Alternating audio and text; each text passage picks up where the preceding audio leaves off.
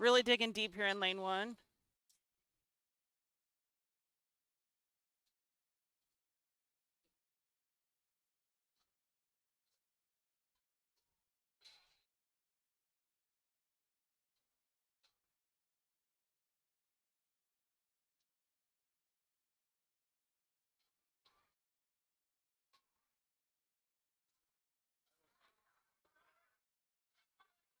All right, getting ready to get started here in lane 2.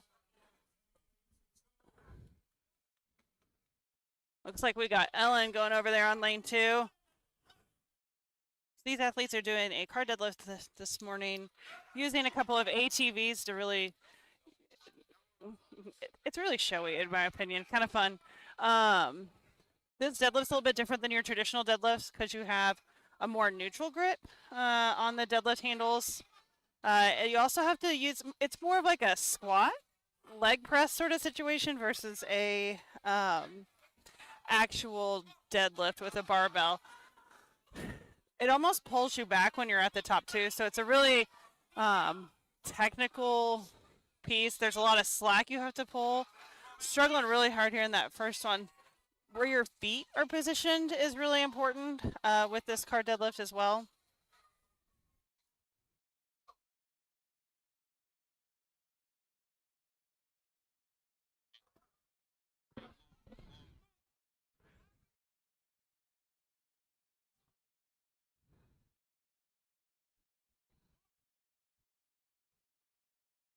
Good job over there for Ellen in lane 2.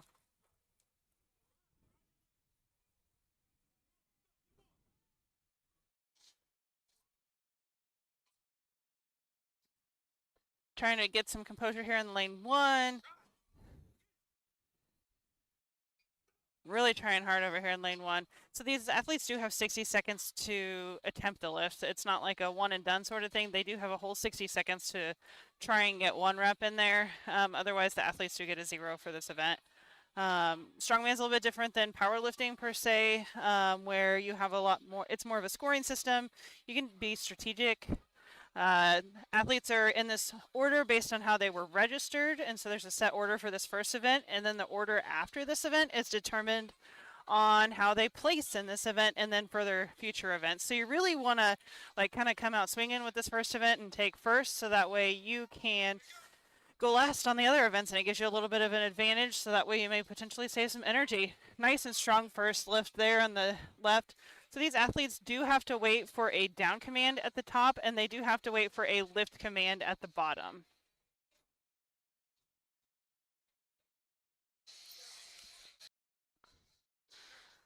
Nice and steady pace going over here on the left.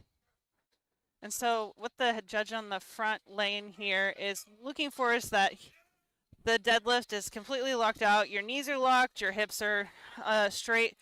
You're not going to be completely vertical with this deadlift because you're going to be leaning back. Leaning back, correct. And the other thing that you have to keep in mind when this is happening is you're doing as many reps as you can, and you want them to be clean. Because if It's you kind do of a cardio event, really. It is. Well, the other thing is if you do an unclean rep, you've just wasted your energy.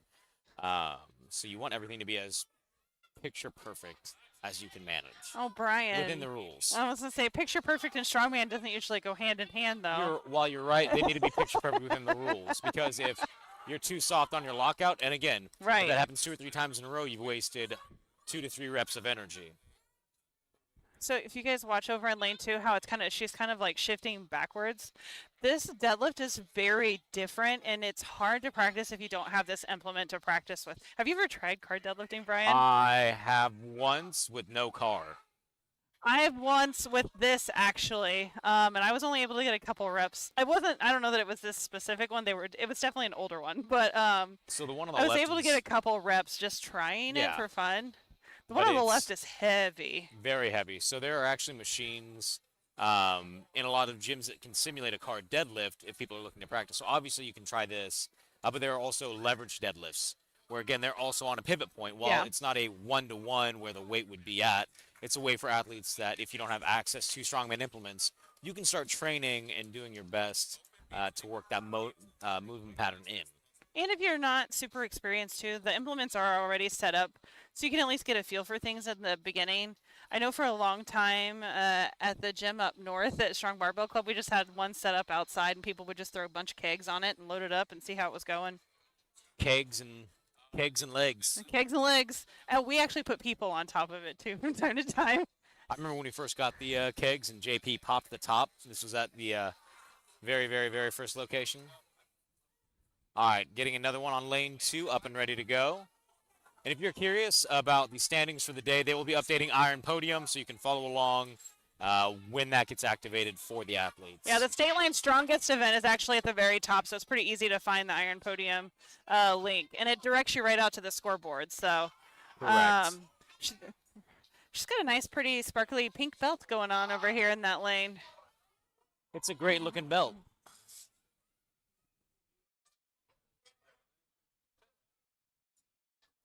One other thing is there are different scores that you can get with each event.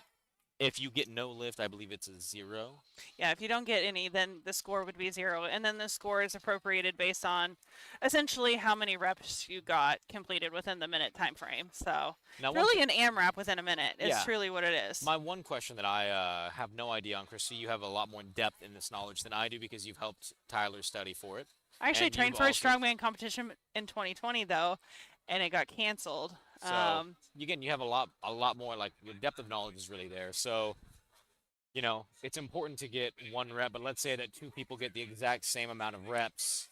Then it comes on- down to time. Okay. So like if you got 1 rep and and you achieved it at the 30-second mark and another person got 1 rep right at the beginning, then they would take the event from that standpoint. Athletes are allowed to use straps on this deadlift. If you're familiar with powerlifting, you know powerlifting doesn't allow straps for the most part, but strongman is just all about getting the most weight lifted up as much as you can and as fast as you can. So straps are definitely a thing. It looks like both of our lifters are using like an Olympic lifting sort of strap. More traditional strap. More traditional strap. You'll see some lifters today probably use like what they call a figure 8 strap as well. And it's truly a figure 8, but it goes around things a little bit differently.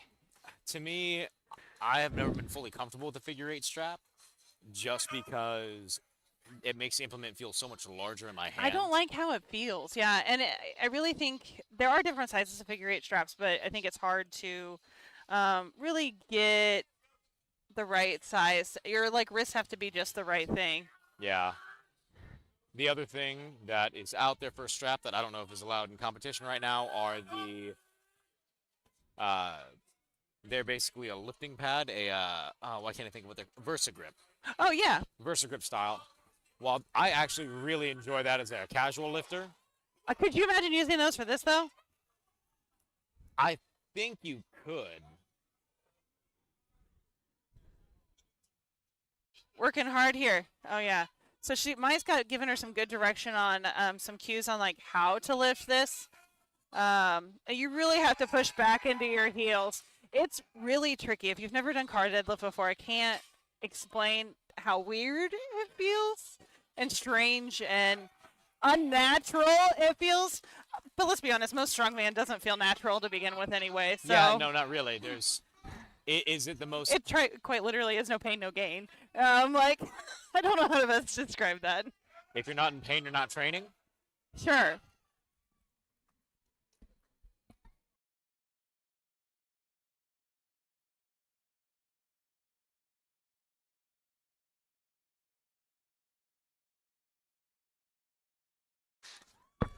Nice work over there in lane 2. Getting that belt loose. So athletes, we talked about the straps. Athletes are also allowed to wear knee sleeves. Just keeps those knees and joints warm. Sometimes, I don't know, would you ever wear like a Gen 3 knee sleeve on this and see what you could get? I feel like I might try. I mean, If I was you're doing allowed- it- if you're allowed to use it, Because you might it, as well. right, It's well, not getting in the way of your lift. a lot of strongman people probably aren't super exposed to the newer age knee sleeve because truly it's meant for like squatting. But I was going to say maybe in lane 2 we've got that going, but we don't. However, I guess the one thing to think about when it comes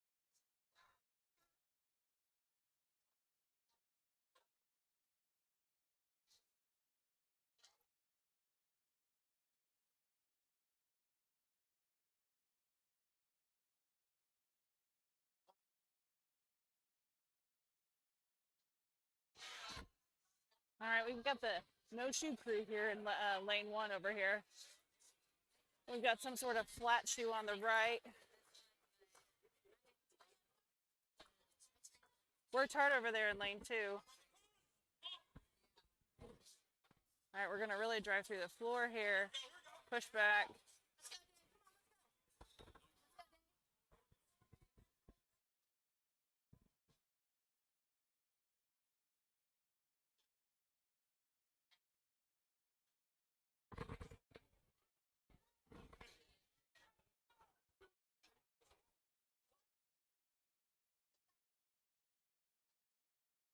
Readjusting our feet a little bit there in lane 1.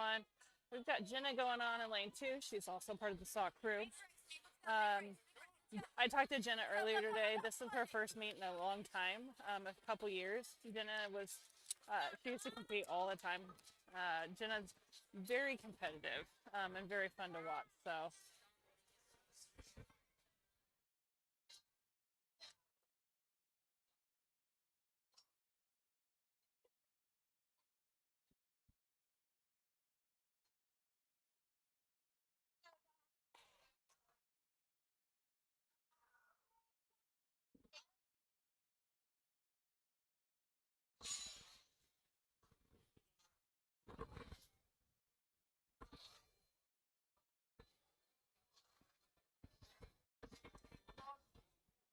All right, getting nice and tight, waiting for the start command here in lane 1. Getting set up in lane 2 over here.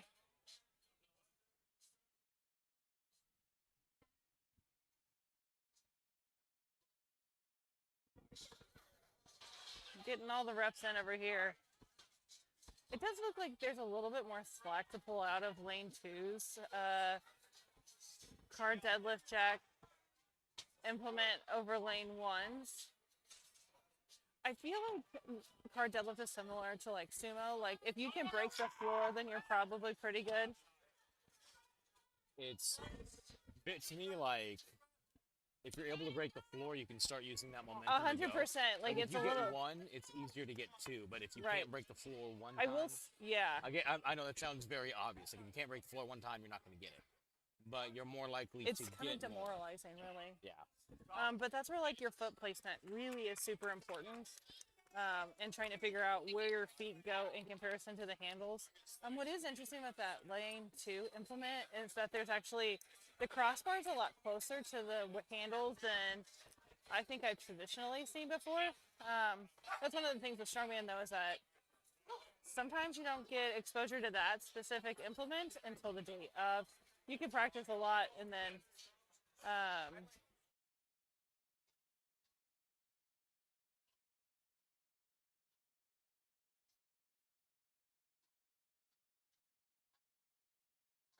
we are very explosive over there in lane 2.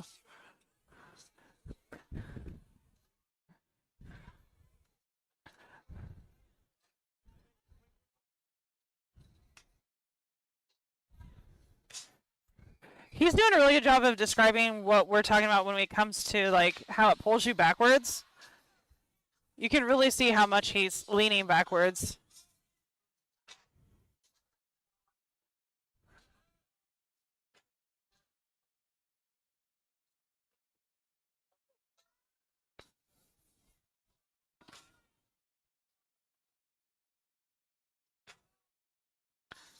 Woo!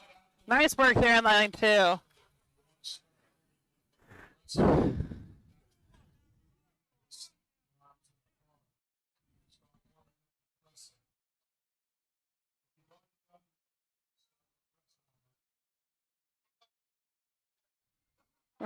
Not quite there today in lane 1, I believe is what he just said. So I do want to apologize, folks. We are having some issues with the Wi-Fi off and on a little bit. So if we cut the video, then we're really trying hard to get it back really quickly for you. So it is unfortunately a large metal building, and I believe we have our own private Wi-Fi signal, but old infrastructure in a metal building. I know, right? Well, I think we're closing in on the end of our sessions for the car deadlift, which means that after this, we're taking a small break and then going over to the Viking press. I think we still got at least 5 people on each lane. But that's 5-ish minutes, 7 minutes, somewhere in Yeah, there. yeah.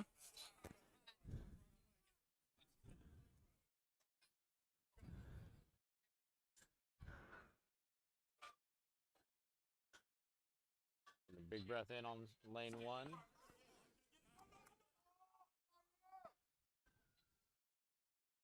Nope. Nice effort there on lane 1. The other thing about strongman is you have to be smart enough to know when it's not worth it. Yeah. Right? If you're going to blow your load on everything on the first event, well, then we got some bigger issues. Oh, see, we've got some more heels over there. So this athlete over there is very crisp.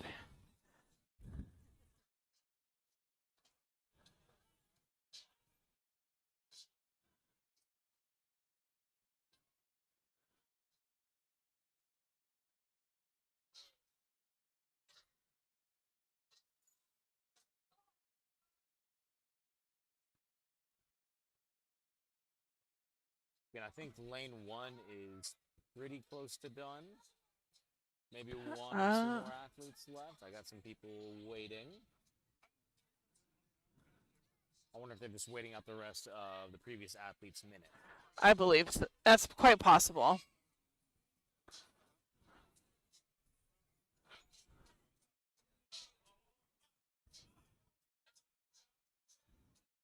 We've got a lot of experienced volunteers helping out today as well. We've got some folks here from Wichita, a lot of local folks here today. Travis Ordemeyer's here today helping out. Yes. Lots of experience today. Yeah, Rusty's been doing this for forever. This is the 3rd year of this specific event. Is it the 2nd year here or the 3rd year here at Homefield? I think it's the 2nd year. Okay. It's a really cool facility, honestly. All right. 2nd lane.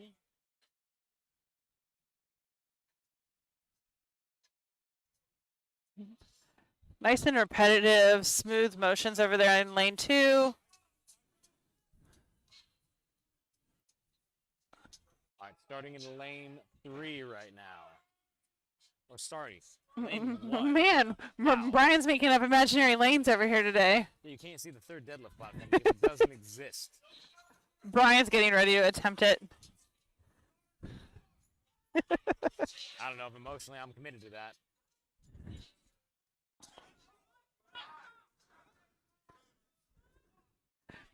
You know, a minute doesn't really seem like a long time, but when you're doing something like this repetitively over and over again, a minute can be a pretty long time. Yes, yes, it can.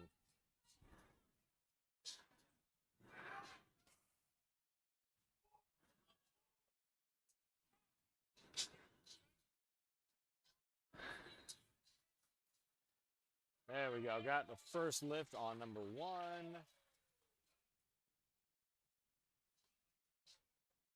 Nice work. Nice pace. Loving that. So they do have the lift command after they go down, just so that way they don't get like that bounce sort of thing. It can really screw you up.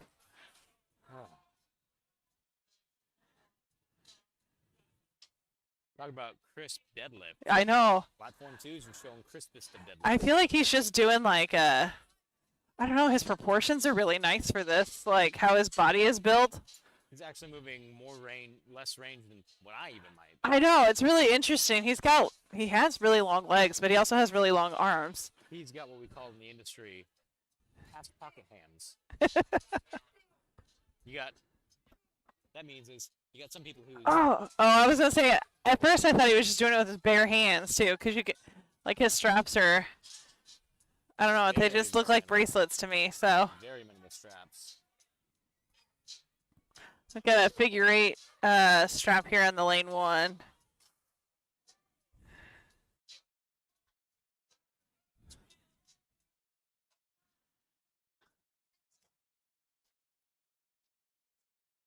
There we go. Couple more athletes in lane 2. Getting another athlete here in lane 1.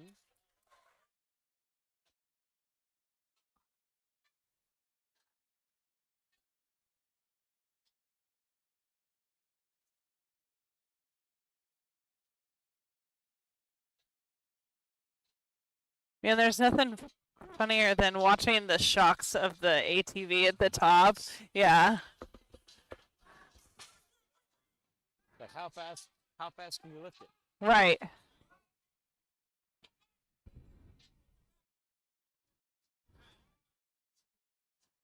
The more explosive you are on the lift, the more bouncy it is at the top. Oh, now we are doing bare hands.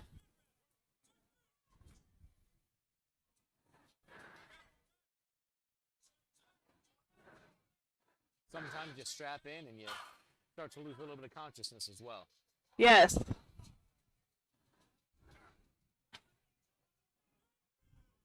Nice! He got her up over there. Again, one is better than none. Oh. There we go. Good fight on that one.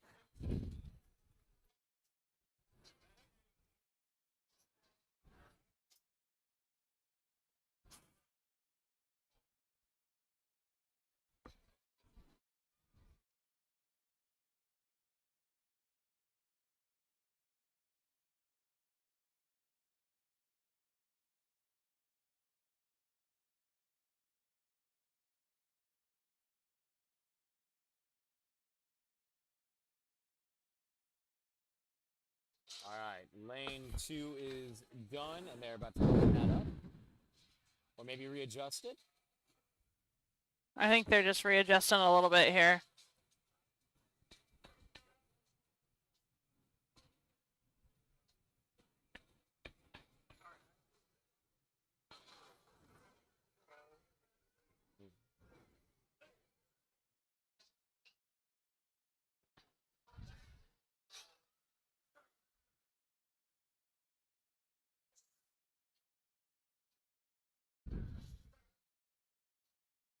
It's always fun seeing ATVs get wheeled around.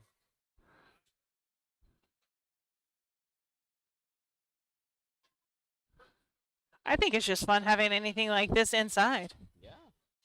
Again, we're not dying from heat stroke today. Right.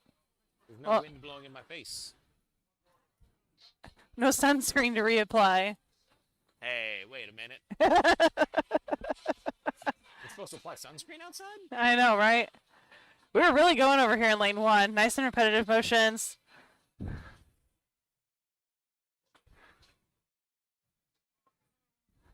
Again, if you keep watching Travis over here, the head judge in the cowboy hat, who is, one of the top athletes in the world, or has been one of the top athletes in the world. The commands that he's giving are up, down, and it's just basically mechanical to make sure that people are paying attention. Oh, helping him get out of Yeah, the so those figure eights are tough.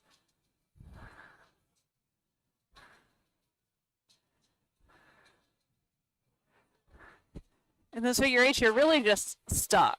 You're there. That's you.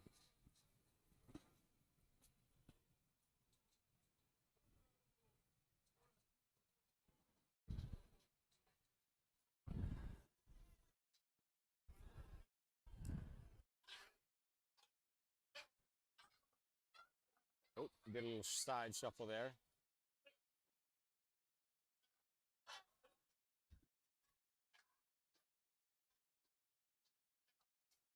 Again, very mechanical on all this.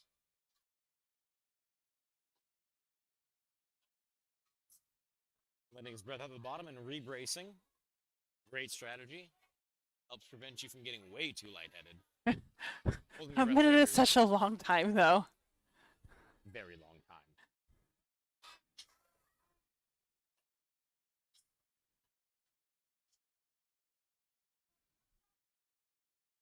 Lead over here on lane 1 is wearing much more of a minimalist shoe, much closer to the ground. We got socks in lane 2. Socks in lane 2. What do you know? I'd lived in socks probably too, myself. Or I'd just show my pretty pedicure and my toes would be out. Go barefoot. The true barefoot. You know what? You should just get those toe shoes, but cut the toes off the shoes. So you just get grip on the bottom.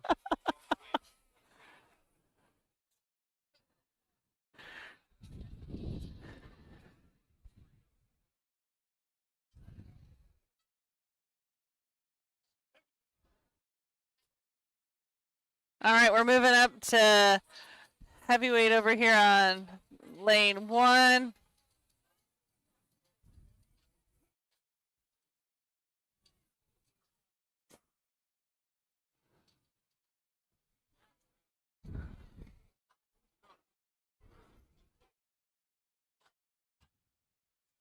Lane 2 still cooking.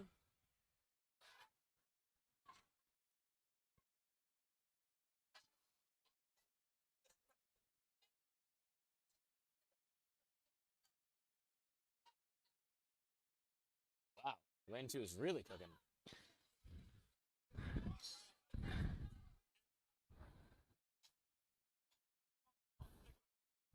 Been taking a little bit of a wider stance, almost trying to turn it into more of a leg press as opposed to a deadlift.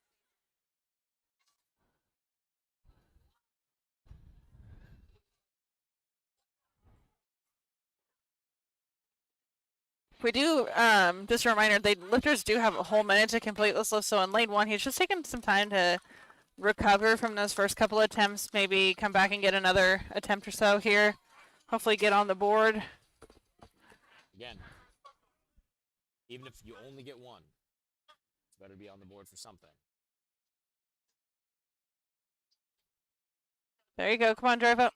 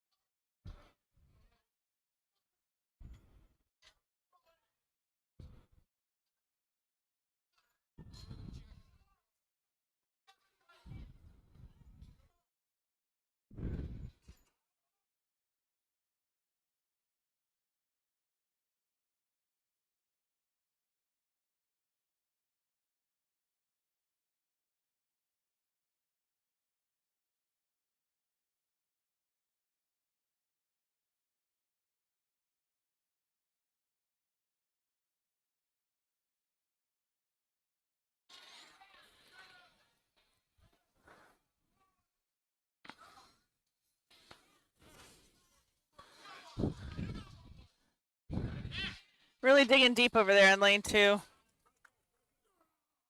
right, another one on lane 1. Got the 1 rep, and that's all that he wanted. Put himself on the board. I believe there's only 3 in their division. So as long as he got 1, might as well not waste your energy for the rest of the rounds. Especially if these guys know each other well and he knows that the other guy is better than him at deadlift, or if he knows that he's better in another event. Save your energy and guarantee a win somewhere else.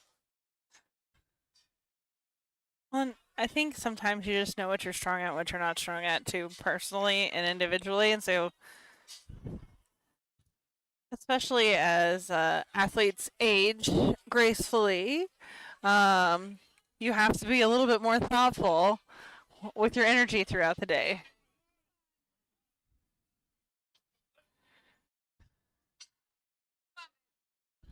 All right, come on. Let's get that second one. Let's go. Come on. If 2 people tie in the same amount of time, is a point split? Because I know. Yeah, they do. Yeah, so they add the points together for whatever the 2 places they tied at, and then divide by 2. So it actually is almost like a hindrance to tie somebody. Yeah. Because sometimes, like, if you tie 3rd place, you'll probably end up with less points than like somebody that would got 4th. A tie really kind of messes with the points, in my opinion, for the day. It's a fun way to think about it, though. It is a really fun way to think about it. All right. Just a couple more left over here, then we'll get transitioned over to the Viking press.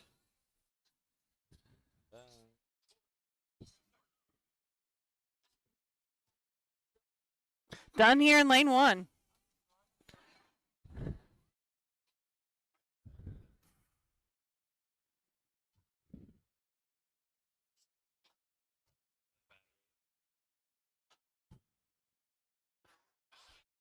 We're moving and grooving over there in lane 2, though. He's fast. He's efficient. I think it's a really good way to, like...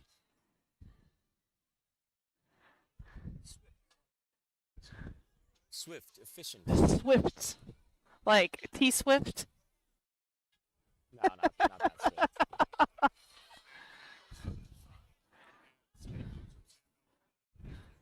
Although, however, he might have to shake it off a little bit after he's done with his deadlift. Man, that's a knee slapper. Brian, if you guys could see Brian's face right now, it's pretty great. Usually Brian's the one that has all the great dad jokes, but man, that one just felt like it was just there. I don't even want to talk to you right now. You're in an era by yourself. Oh, but I'm solo arrow. Ooh, maybe a little wibble wobble. A little shimble shamble wibble wobble.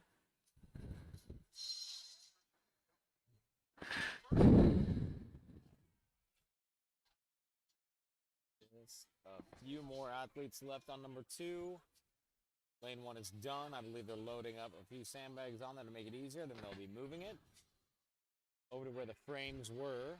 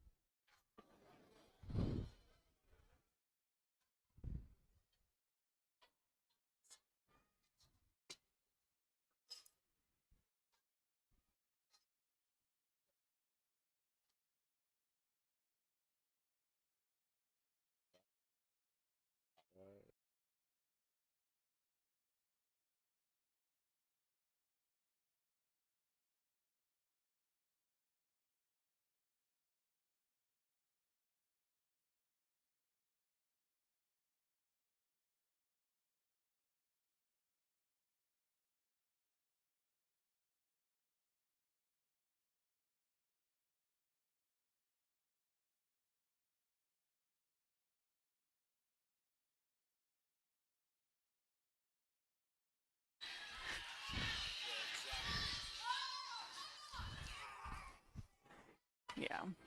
Nice work over there.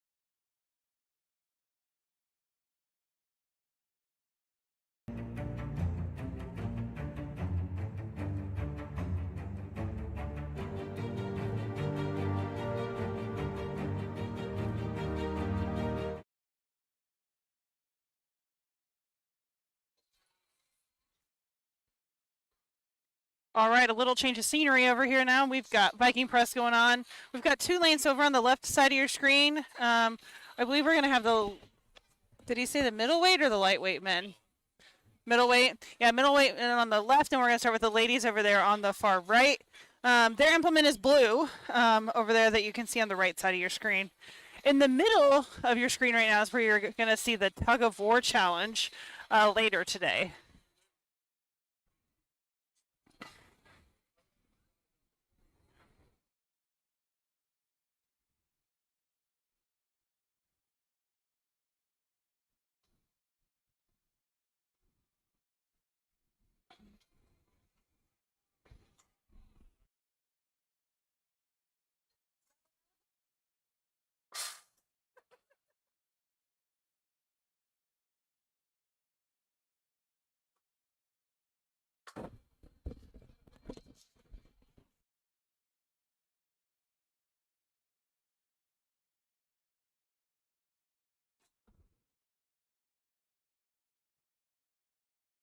So this is also another AMRAP event, so you want to get as many reps as possible within the minute time frame.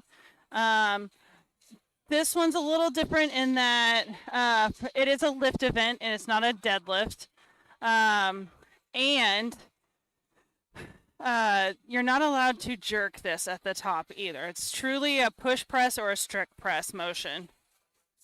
Correct. And again, with this one, you're allowed to wear knee sleeves, elbow sleeves, wrist straps, chocks, belts, one soft, one hard. But Rusty wants absolutely no tacky. Because tacky is messy. Well, it's messy. This is a very nice place. Not saying that places that use tacky aren't nice, but tacky just invites a mess. It does, and the other thing is. But also, wait, you don't need tacky for this anyway. And not just that, but the other aspect of this to me, from like an event standpoint, is the fact that this is not an event that regularly hosts strongman meets. This might be the only strongman meet that they do a year, so you want to try to keep this unique environment as clean as possible with as less fuss and muss, especially because this is a multi-sport facility. Again, right now we're standing on an indoor soccer field. Pretty good sized indoor soccer field. I know, it's nice. It's nice.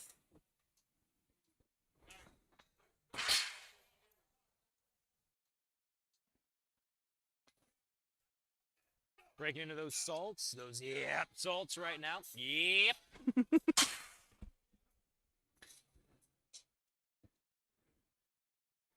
So the athletes will receive a down command on this lift as well. And that's just so that way the elbows are locked, your arms are above your head. And so the one thing that we are wanting to kind of point out, or at least I am, is that technically in the rules it's stating that you will be facing away from the weights. However, the implements that they were able to get a hold of, one of them has you facing towards. This implement is a beast over here on the left side. It is the length of a semi-truck. It's actually probably using. Oh my gosh, this is so much of a different lift than what you could like. That's the thing with the strongman is you have to be adaptable. You have to be able to change things and really just be an overall competitive athlete. Let's be honest. This is more of a log press over here on the left than it is the Viking press. But at the same time, the lever itself, it's so big. It is. It would be more accurate, in my opinion, to call this a lever press as opposed to a Viking press. Because, again, you are pivoting off a lever to get the weight moved. And both of them are doing that. If you actually look over on the, Chris, you just noticed it. On the blue platform is what we'll call that one. If you look over on the blue platform, they're actually able to quickly adjust the height. And that is kind of a cool implement because if you look, it can be used as both a Conan's wheel, I believe is what the term is. And it can be used as a Viking press because of the change out of the implementation.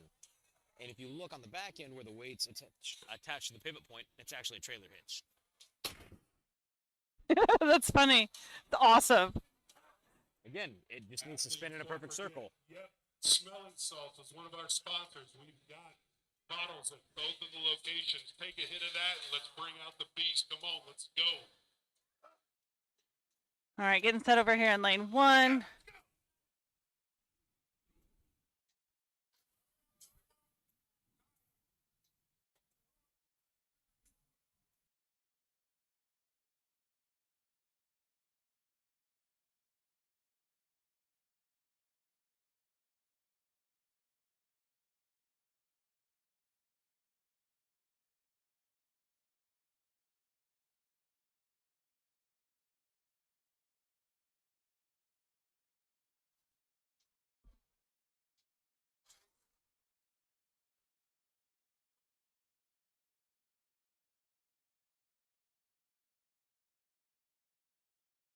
You can tell it's a good overhead press because it starts to shake when you get close to the top.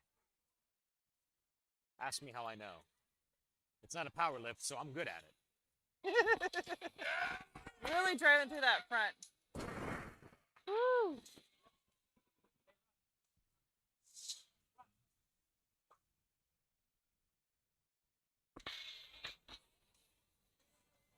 Got some bolts falling off the piece of equipment. Potentially the pivot point. You got to screw those back in.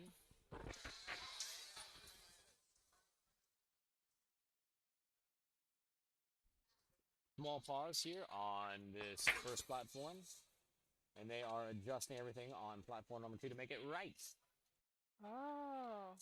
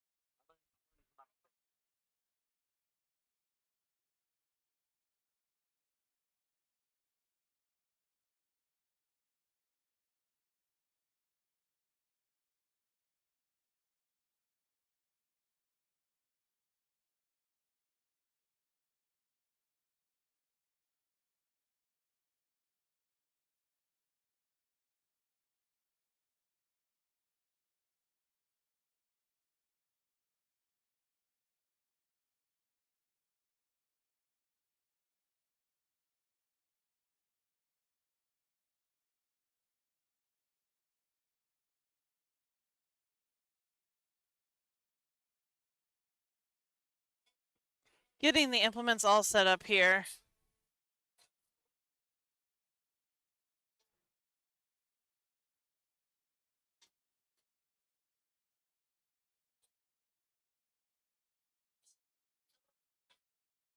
Interesting. Definitely starting a little bit lower. I don't know how I feel about that as a lifter. It's such a low start.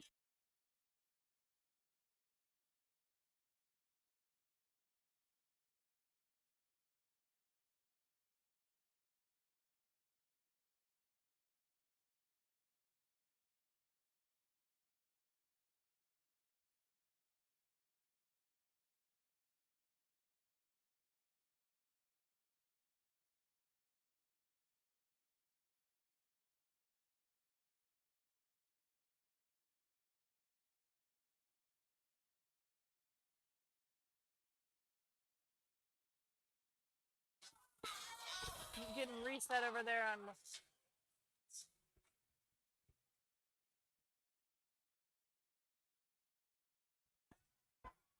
Nice work there. Very, very nice push through on that.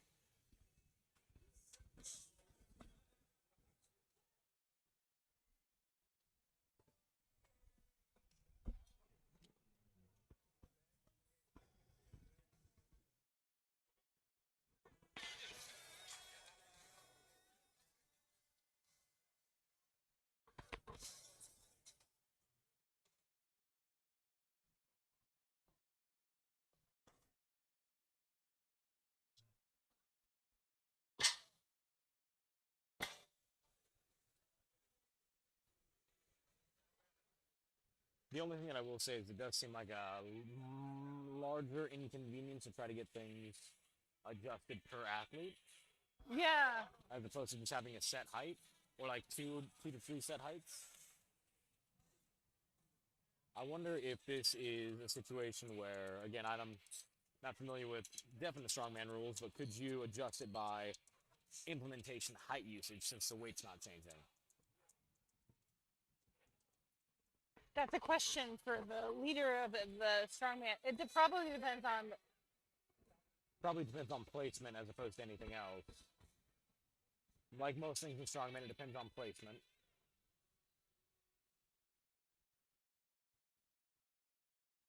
But here's the thing. If you're doing strongman, you know that you have to be adaptable. So Going from a full squat to a full press. It's also interesting that they're able to rest it on their shoulders. Oh. well, I mean, Platform 1 is back at it. the other athletes can rest it on the ground. There. This one doesn't, yeah. Or not on the ground, but on the lifted itself. And this is like the opposite of car deadlift over here in lane 1. Because you have to put, it's driving you forward instead of backwards. Getting adaptability. Yeah. Improvise, 100%. adapt, overcome. I've been saying 100%. that a lot over the Yeah. past 3 days.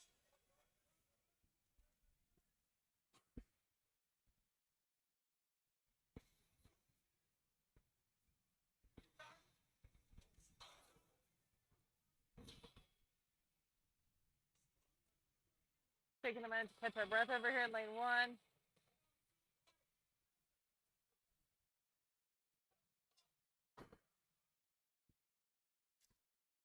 Ooh, a little lightheaded there. Tension headache perhaps as well. Yeah. Grabbing the back of his head there. Those are the worst on like days that you're lifting, you give yourself a tension headache. You want it to be at the end.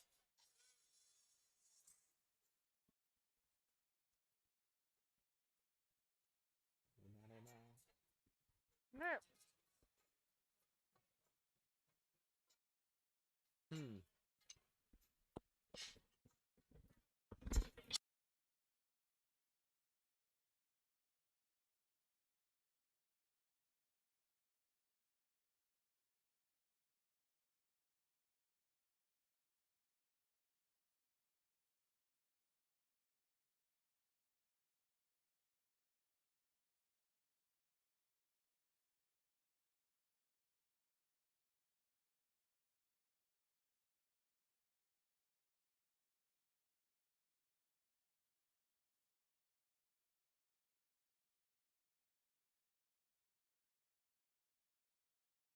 Nice work there over there in lane 2. This implement is really tricky. Like, It's a bit. I really like the design of it. Just a few interesting questions on it. it's really adaptable because you can do that cone and wheel with it.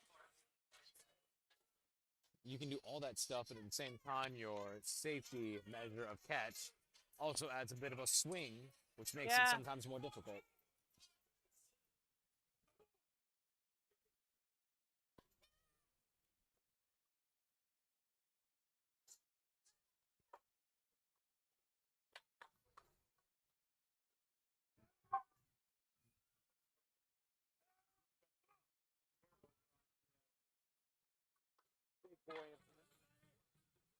It's really cool to look like. Taking a minute to. Got a minute. They could walk away. They really can, yeah. They can walk away, reevaluate what they're doing with their lives, come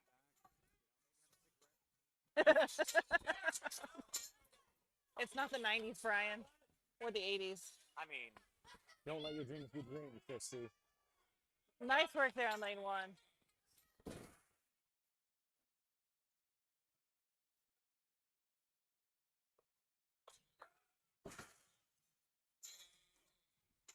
Man, they're really pushing it in lane 1. So you're not slapping them This is the difference in like strongman, is you really supporting each other there. That's kind Very of fun. supportive.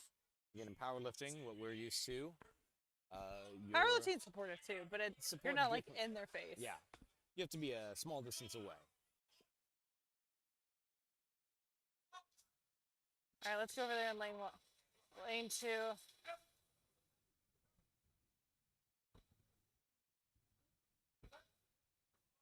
So one of the advantages of your placement and the events after that first one is you're able to watch other athletes. Yes. And so if there's an implement that you are familiar with or haven't had a lot of experience, or this implement's a little bit different than what you're practiced on or that sort of thing, you can watch other people and their strategy with it and that sort of thing. Nice work over there.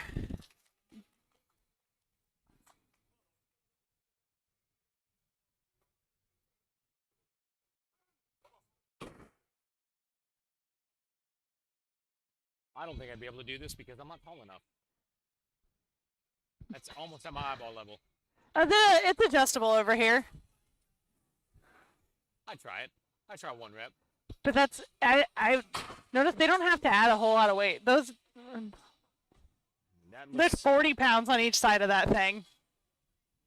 yeah. That isn't a whole lot of weight added From to my this understanding, monstrous thing. It is, the implement empty is about 200. Did you try it? No, I was here last night. I was walking around last night with Rusty. He's like, yeah, that's a big boy implement of 200 right there. I was like, dang.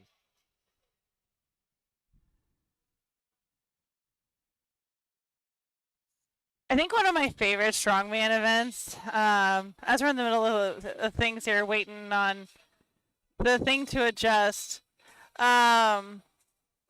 is the arm over arm pull. I really enjoy that. I think it's so much fun. I like arm over arm. I do like a good truck pull.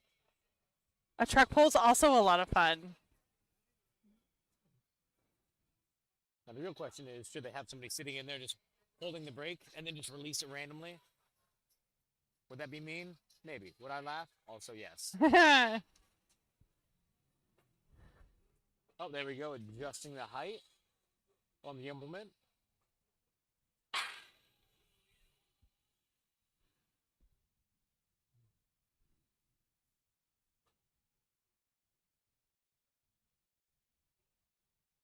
All right, getting ready to go over here in lane 1.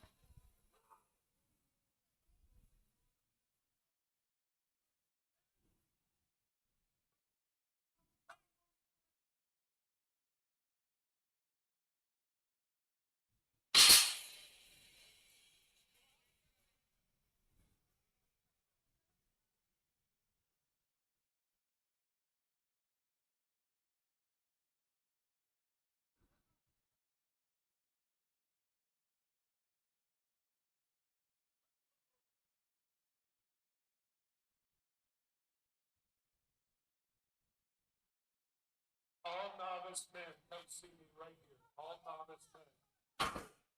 I'm a novice man, but I'm not a lifter. Does that mean that I have to go see him? Right. All right, potentially going through order, just so athletes know where they're going to be competing at on that platform over there.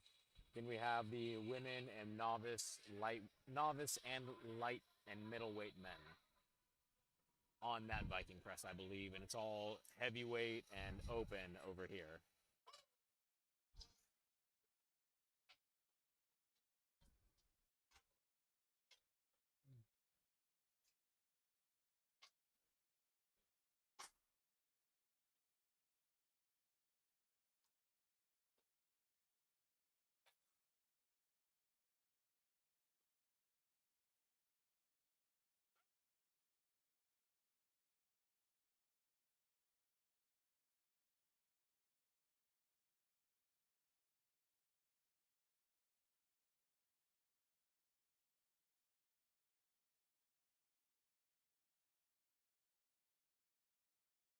It looks like they're adjusting things over there in lane 2. Not quite sure what we're adjusting, but we're definitely doing some sort of pivot.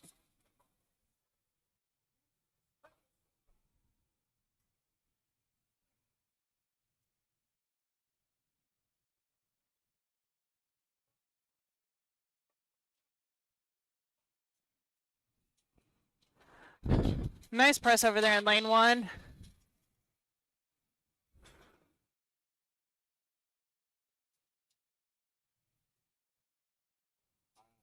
Action on lane 1.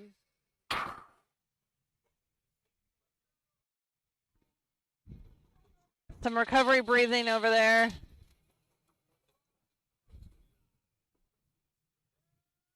Push the head through, push the head through.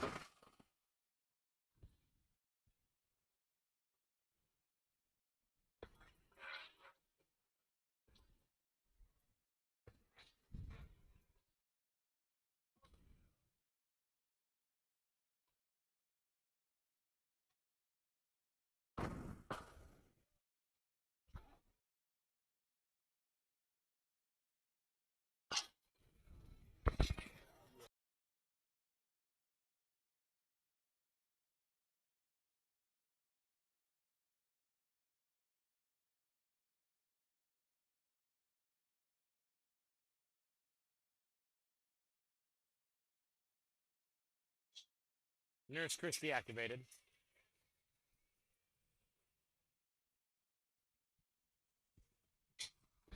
We have Strong Barbell Club's own Travis on lane 1 over here. Nice work over there on lane 2. Her hands are a little bit further out, so I know that some gals have been holding a little bit more mid.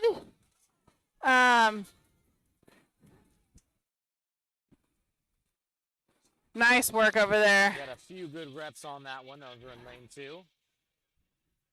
One thing about Travis is he's a really good presser, but he's also a good log presser, so he's probably fairly able to adapt to this being a little bit different than what he might anticipated. Pushing that head through. Good job there, Travis.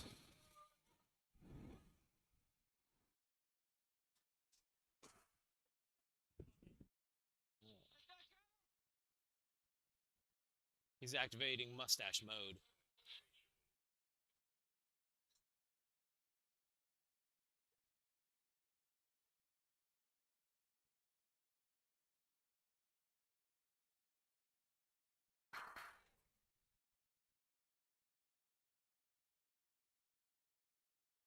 Lane 2 is just cooking through their reps.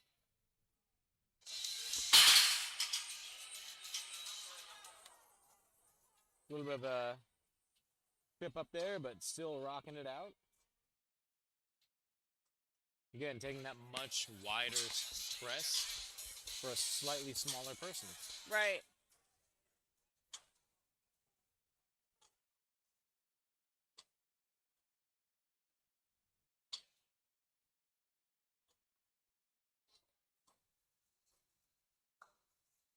Quite the cardio event over there, I do believe, for her. I'm just seeing like 45, 50 reps in I a don't minute. know, like, can we count that high? I think we've got a counter actually over there, so she's clicking every time she goes, but. Ooh, I had a small heart attack right there.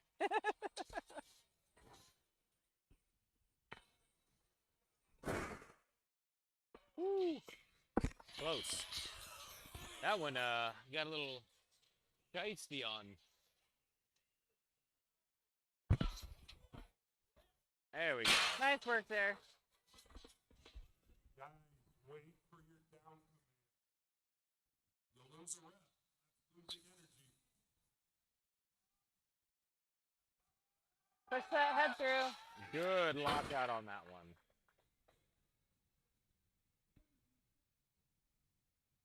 We have your friend back on lane 2. Oh, we've got Django in here.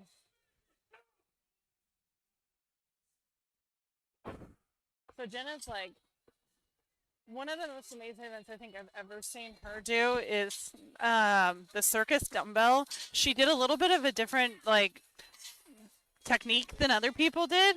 And she had the like circus dumbbell like on her ear. I don't know how to describe that any better, but her technique that she did that day was really fun to watch. If you look, she's almost getting a double extension here on the Viking press. Again, nothing wrong with that. It's Push that head through. How she's doing it. She's getting here, and then she's pushing herself the rest Yeah. of the way through. Her elbows are done. Her knees Right. are bent. But to get the rest of the way, she's actually leveraging herself forward almost into that.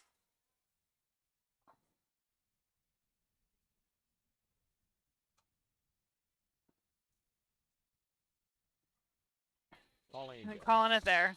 But Nice yeah, work there. If you watch, her elbows came up fully extended, and then she pushed her head through her. She basically pushed her ears through her elbow. Yeah. And masters. After Viking press, you guys are going to do tug of war. Right? So once you guys get done pushing on the Viking press, get yourself ready. We'll do tug of war for you guys.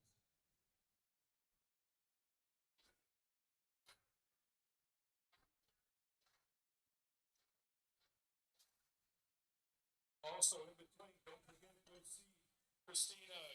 Go see all the guys over there. Get work done. Get that body feeling good.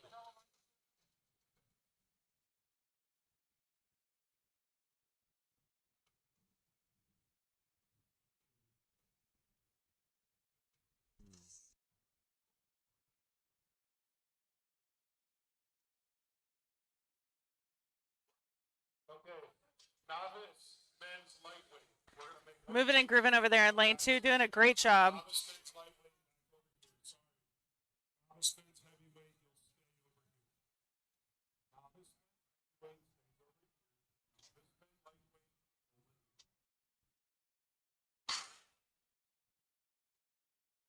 over here. Nice work over there in lane 2.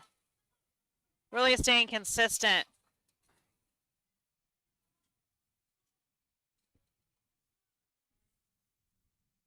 Getting going here again in lane 1.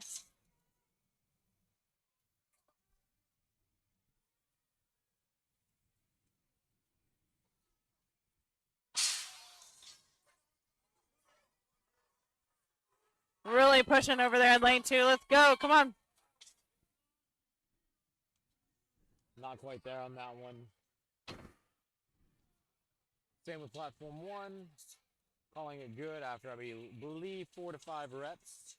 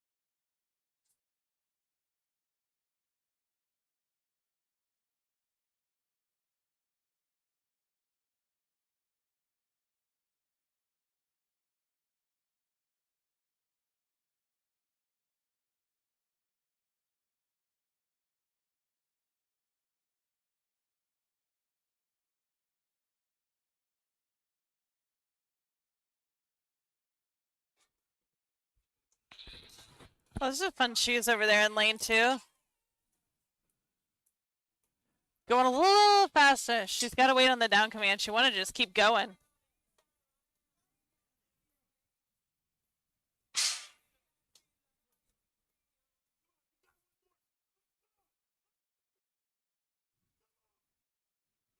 Pay attention.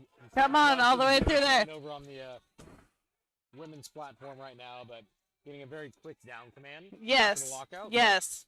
It's the right call. Yes. Again, you don't want to judge to be so strict that they make you wait 3 to 4 seconds, even if everyone knows it's good. Right. A good judge immediately sees the lockout and gives you that down command.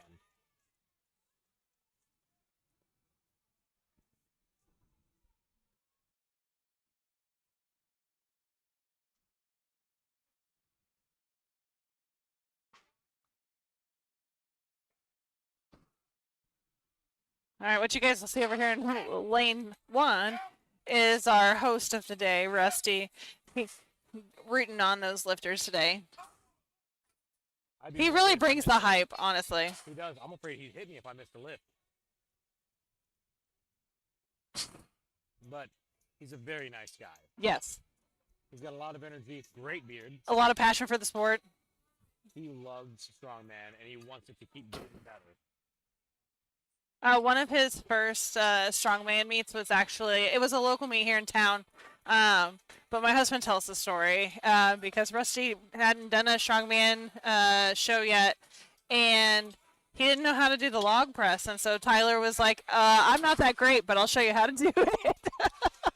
I mean, that sounds a lot like what happens to me. And now he's super competitive, competes all the time. He's hosting the show every year. Again, people who love the sport build the sport. Exactly.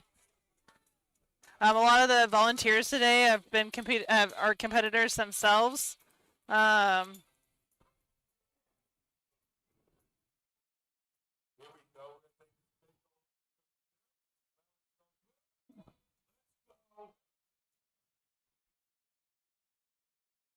right, get set up over here on lane 1.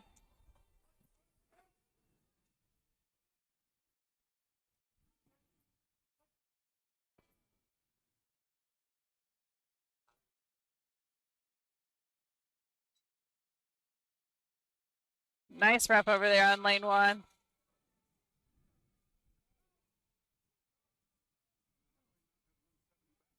Pushing that head through in lane 2. Nice work.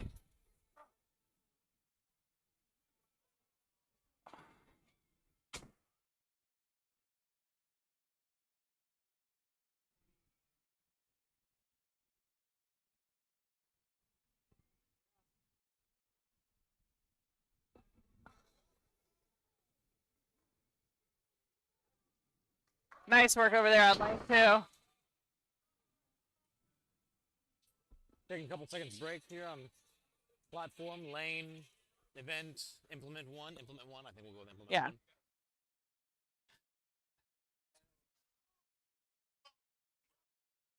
Pushing that head through. Come on.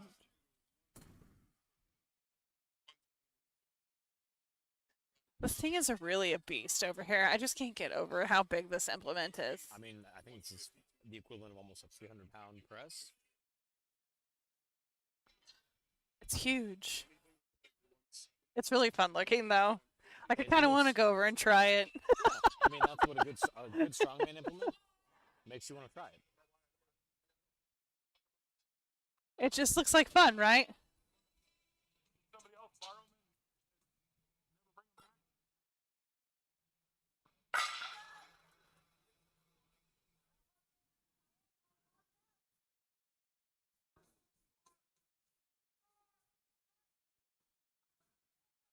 Come on, finish over there. This is another one where your feet are could also play a part. Like, she's kind of already leaning forward. And that's the hard part about this one starting so low. Right.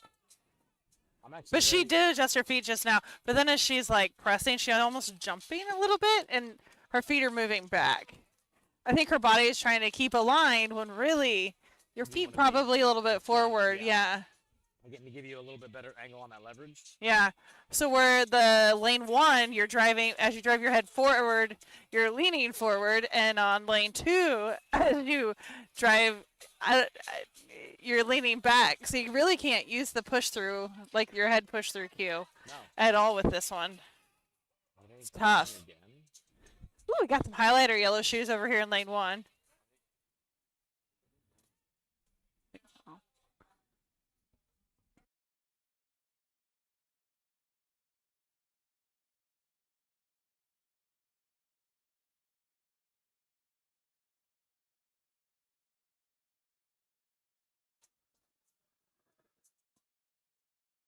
All right, let's go over there. Come on.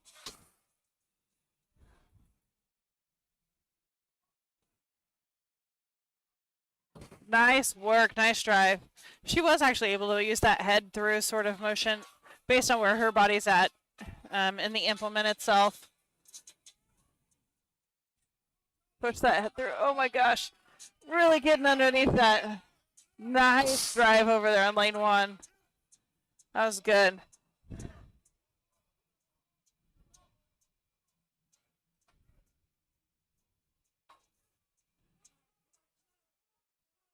Nice work.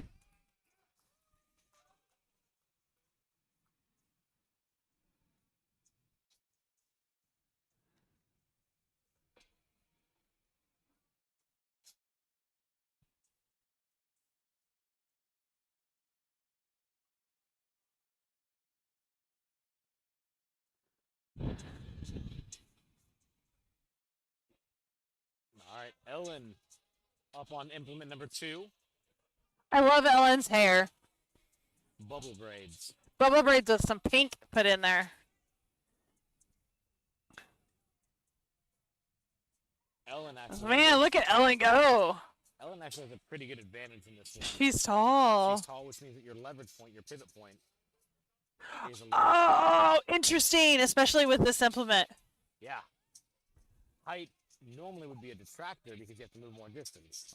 But I will say, in strongman, man, height really does a lot. It almost behooves you to be taller in strongman than For not. a lot of them, yeah. Yeah. For like an overhead press, normally something like this wouldn't matter because if it was just a normal overhead press, okay, you're having to move the weight a further distance. Right. Drive that head through, leverage Ellen. point- Come on.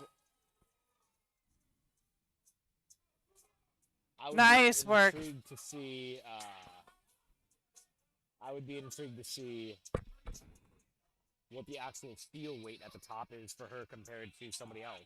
You know, it might actually not be that difference, Right. but at the same time, that extra 4 to 5 inches could be the difference. Right. between 100%. 10 pounds and 15 pounds. There we go. Rusty's getting it in over here. These are the heavyweight novice men. Yes. The lightweight men are getting ready to go over in lane 2.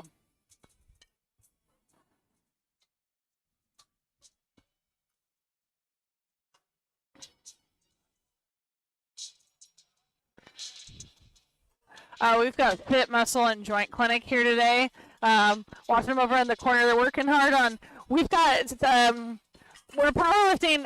Not saying that strongman's not a bunch of different sizes, but for the most part, people have a lot more muscle density. I feel like in strongman compared to powerlifting. I think it would be more accurate to say that the average weight of your competitor is higher than the average. That's a great way to put it, Brian. It's not so much muscle density. It's no. Just bigger athletes, like what we were talking about. And so bigger athletes need a little bit more attention sometimes. And your muscles, it's a lot more fascia. Yeah.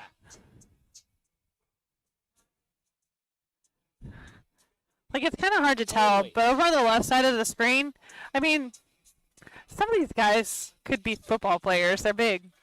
6 foot. 6 foot tall. And if I think they're tall, they're pretty tall. I mean, 5'6", 5'7". What are you, Brian? Depends on who you ask. If you ask Perry, I don't know. Shorter height than normal. But I am 5'5.5". Okay. Barefoot. Barefoot. I know where I'm at. I know where I stand. Not very tall. But guess what? Short guys live longer. Oh. Supposedly on average. Nice. It's because our hearts don't have to work as hard. Oh, that makes sense. That's right, using my cardiovascular knowledge. That's very interesting, but that makes a lot of sense. All right, making sure we wait for that down command over there, because you'd hate to get a rep. These are awful heavy implements to not get a rep on and use all that energy if you don't get the rep. And ultimately, it could impact your amount of energy you have left in the day. And if you miss one rep and your competitor gets one more than that, yeah, it could be the difference between first and second place later today. So, not just first and second place throughout the day, but where you're at. No, I'm saying at the end of the day, and at the, yeah. For the next event, like if I was last in this event, I would not want to be first in the next event. Oh, right.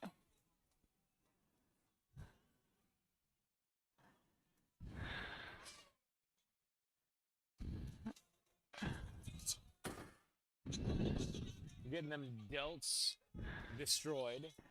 I would say their pecs and their delts over here on the left lane, and then the right lane, it's like delts, tricep. I mean, it's all tricep delt, but you're using more of like that meaty part of your deltoid. Yeah. As opposed to the posterior. On this one over here on implement 1, you're actually going to be using a little bit more anterior delt and potentially a little bit of pec major. Yeah. So again, it's just very different. The other thing is hand position makes a massive difference. Oh.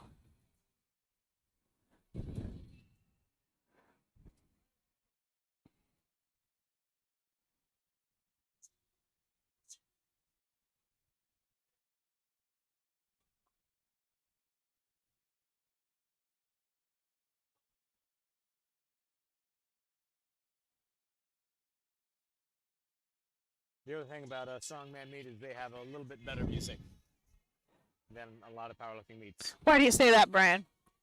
Not because I'm biased towards the offspring. Oh.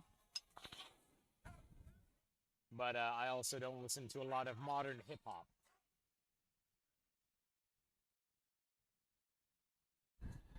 A really close grip over there in lane 1. Probably getting more tricep involvement, pushing it this way on lane 1 versus having a more wide. The other thing is I would be worried about conking myself in the face. That's tough, yeah.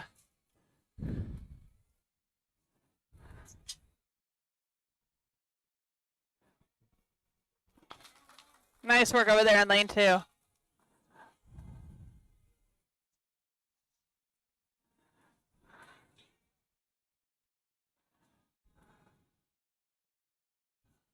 Another adjustment here on implement 1.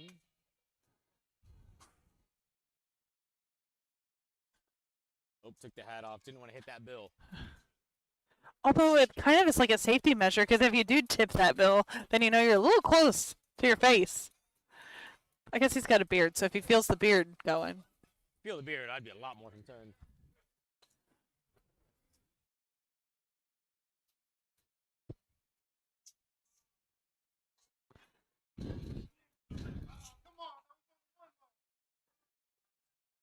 A little feedback there in lane 1. Able to give sass from the middle of the rep. Nice work. That was good. Come on, that was only one leg. I know.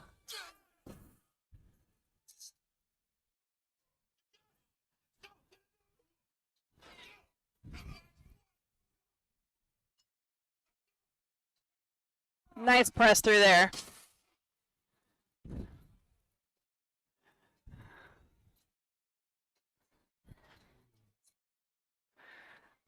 Getting set up over there in lane 2. It seemed like the guys were actually almost starting higher up than the women were. Well, so they do get they were able to get their rack heights yesterday during weigh-ins. And so maybe he's just starting higher because that's where he wants to start. And the girls wanted to start it lower. It's so interesting. I've never I seen know.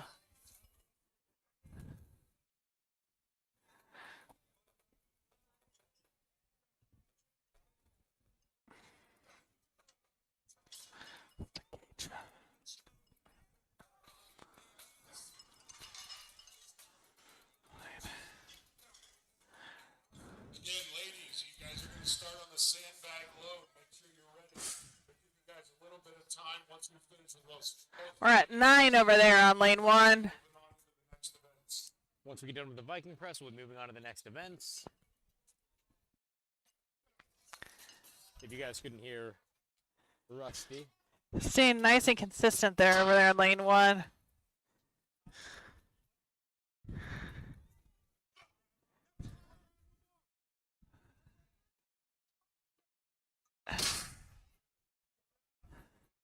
Calling it there. He's really making that look easy over there in lane 2. He's got the implement, he's almost got, he's so far forward in that implement, some of his hand's not even on the handle.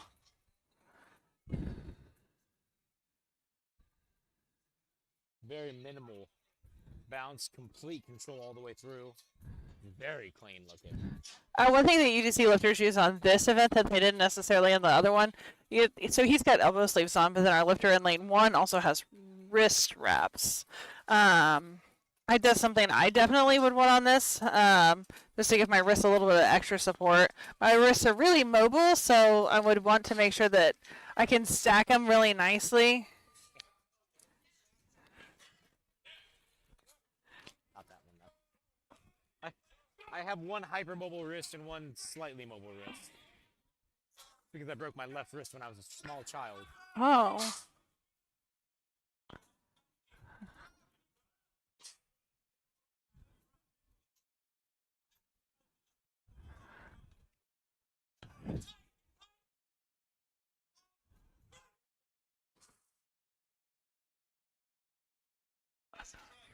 Get a lot of help here on implement 1. A lot of good advice, trying to make it.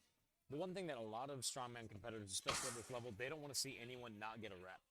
They want to see everyone have a great day, and so they're supportive, they're caring, and they're trying to give advice. They're having fun, giving cues.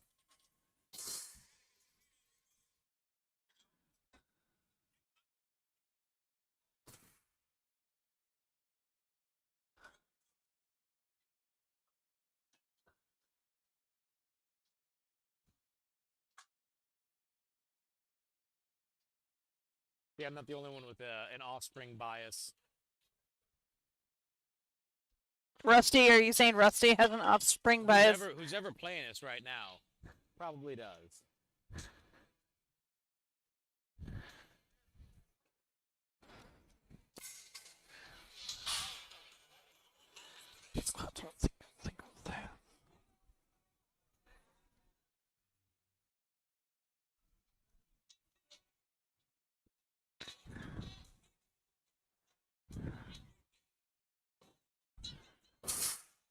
Really working to get his first rep over there on that lane 1.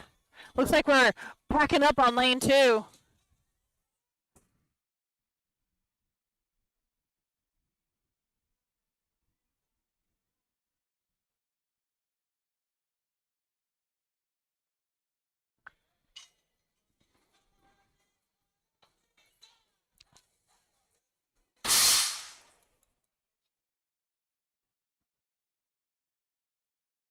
You guys can see with this new camera angle, since we're down to 1 lane, how big this implement actually is. It's not even completely in the camera. The end, you can see the end on the platform over there, but it takes up almost the whole span of that camera. I honestly, huge. It's huge.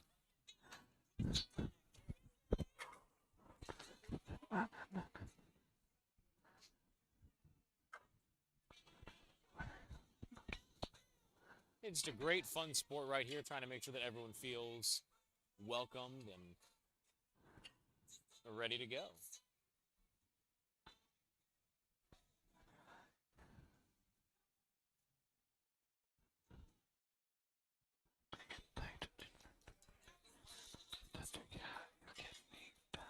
Athletes, all of mine with Seuss's and everybody over here looks kind of bored. Go see them. Go see Christina. Go see. Hey, by the way, today is her birthday. She decided to come out on her birthday to hang out with everybody. So go see her. Put her to work on her birthday. I tried to get her birthday. So right, go see her.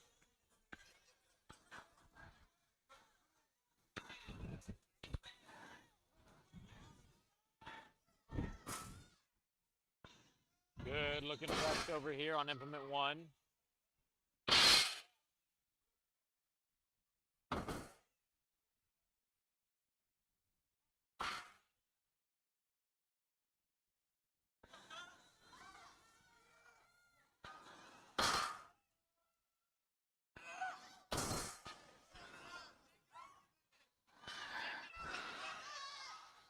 The one thing they're kind of doing that's smart that you guys can't see is they're breaking down the implements that they're not utilizing And clean up the space to make the end of the day faster. so much faster for themselves. Man, we're really doing a good job over there. Got a little bit too far behind the implement. So you're correct, there's a point where you need to be a little bit behind. Yeah. But if you watch, he's going to have to shove his head through to a spot where it's almost a little bit closer to start. Right, yeah. Could be a better starting position. You are correct. Almost like I know lifting or something. Oh my Leverages. goodness. Leverages? A lifter knowing leverages? That's right, if I can't be strong, I gotta be sneaky.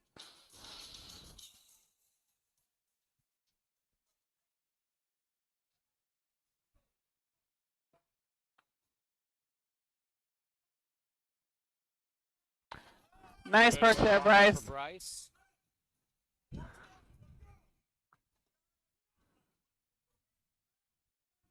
Push that head through there. Nice work.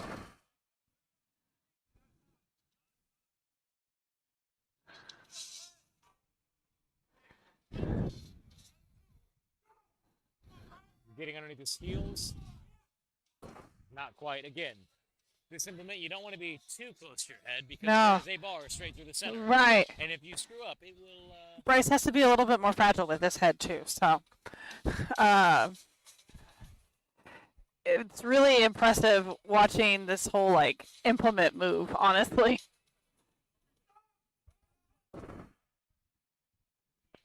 I can't tell if it's an eye. I haven't gotten underneath it, and I don't want to right now, but... Are you going to try it later today, Brian? No, I just want to see if it's made out of an I-beam or an old axle of a truck. Oh, fascinating.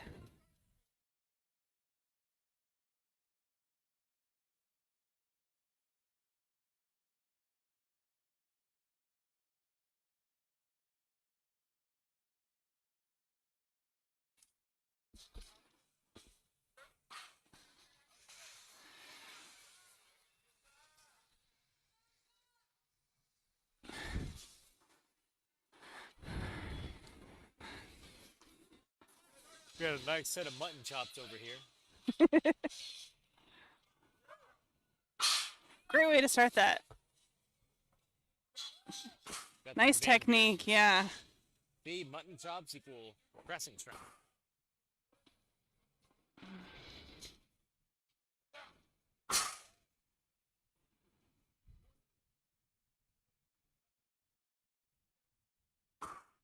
So the judges do a good job of telling them whenever they have a certain amount of time left.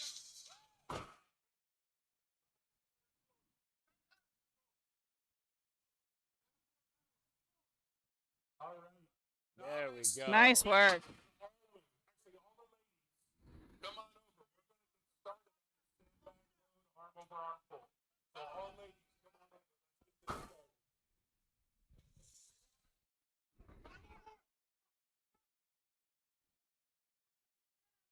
Nice work there. Good work. All right, we're going to pivot the camera here. We're going to get started with the ladies with the sandbag load and arm over arm.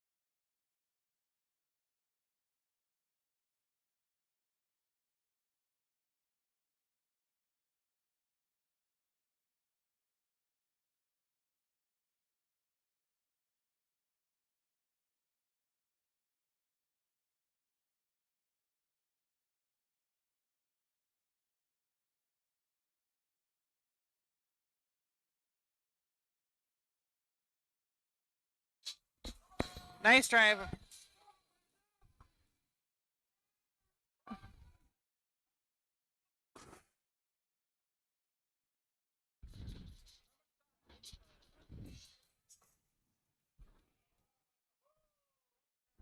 This bump of power right there. These athletes are really pushing each other to go for that full minute. They don't want anybody to quit. They just, no.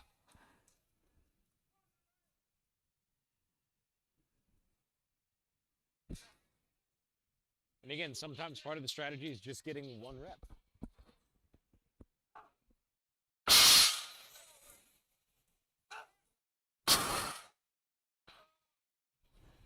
A little bit of a wider grip here on this one.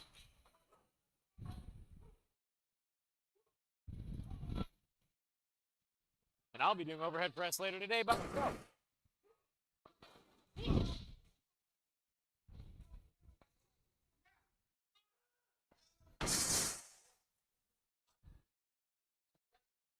Wish they did have some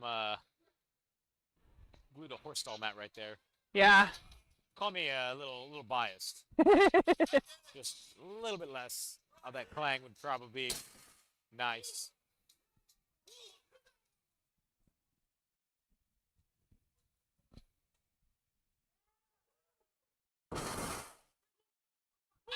Man, he's really going over there.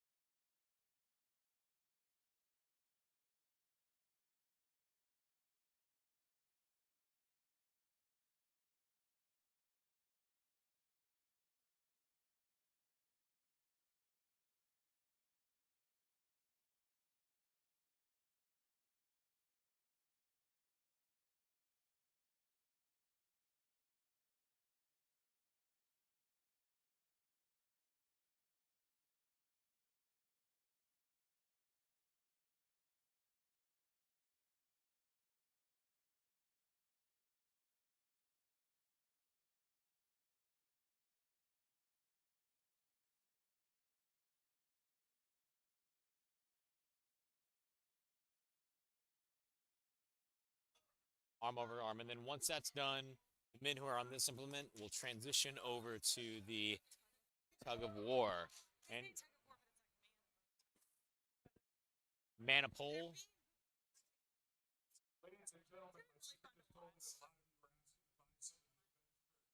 We only had a few left over, but we're going to make a heck of a deal for you. Go see my sister if you want. We're going to order them. She made all the shirts. So she can order some more, get your info, you pay for it, she's going to mail it directly to you. Okay? So we've never had this before in the last.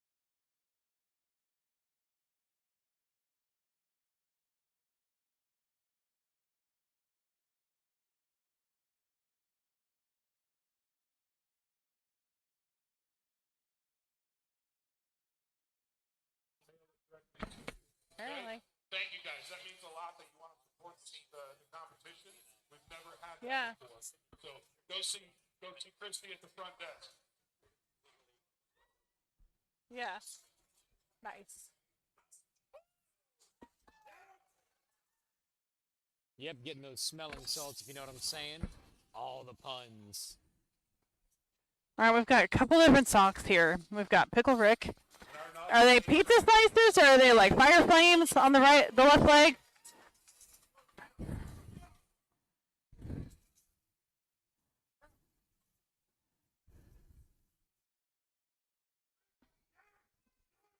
We are doing a strict press over here on this first.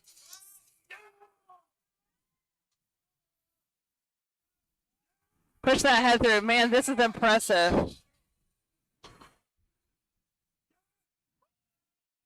I've never seen a man so excited for a strict press Yes. in my life. Did strict press for the first few. Strict press for the first few.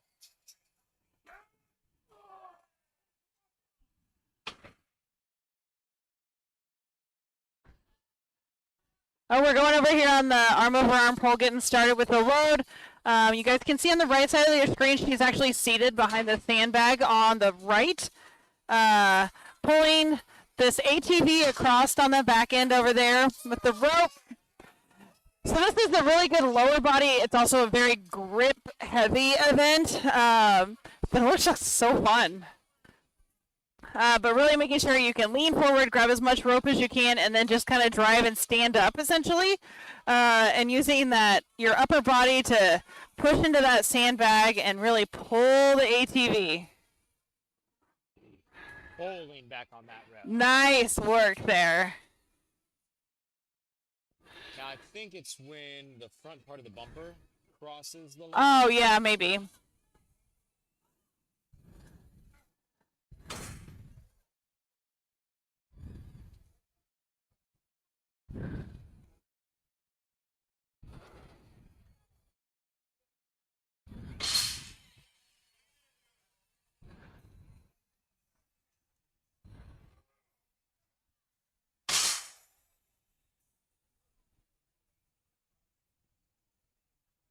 And it's easy enough to Reset the implement itself. You just back it up. bag it up. Bag it up. So they're actually loading the sandbags on the back end on the left side of the ATVs. So on your guys' screen, you can see all the red behind the cones. Those are the sandbags, and they're loading those up onto the ATV himself, and then they run across the field and pull it.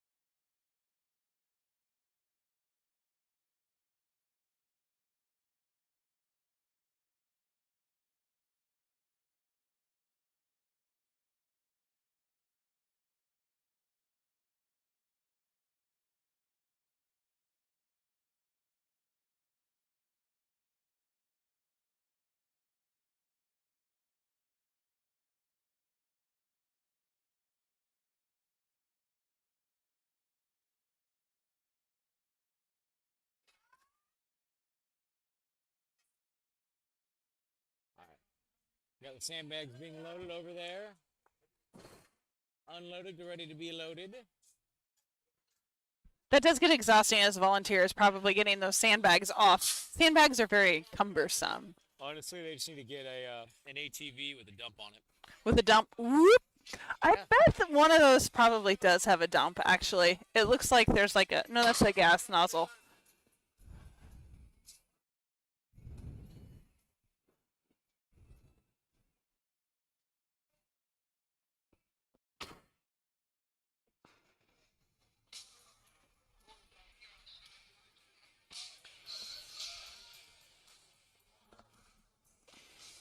All right. Now they've been starting there in the back corner. Getting those sandbags loaded. Oh, it looks like we're getting 2 lanes going here. We've got 2 ladies going at the same time. Running across the field there.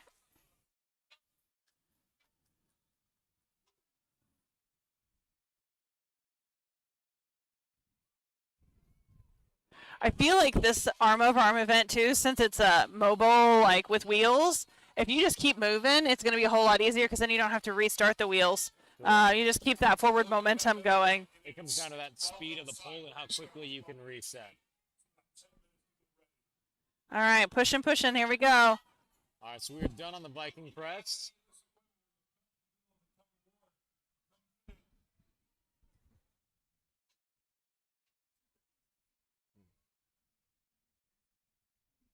Yes.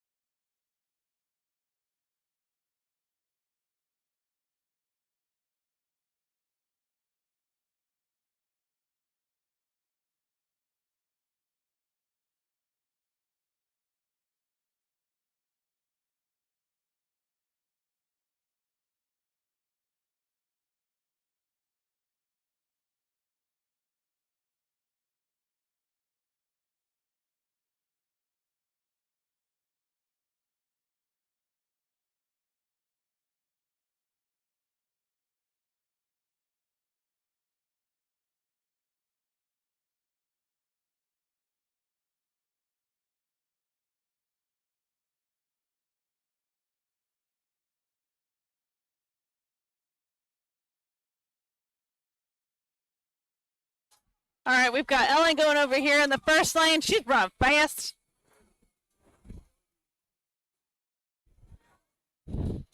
Man, she's really pulling that ATV, working hard over there. Oh, we've got a standing competitor over there on lane 2. She's standing instead of seating. But you know what? It's working for her. She's moving them, grooving that thing over there.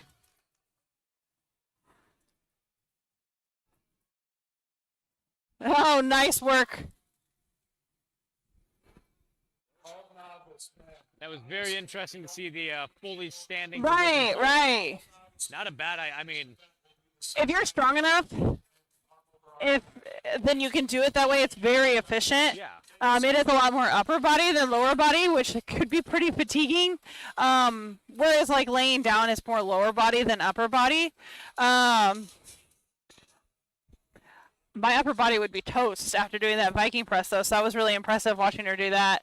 The other thing is, as a lighter athlete, you can use your full, like, you can even fall into that a little bit more and do, like, there's different advantages to each That one. being said, it's a grip heavy event. So depending on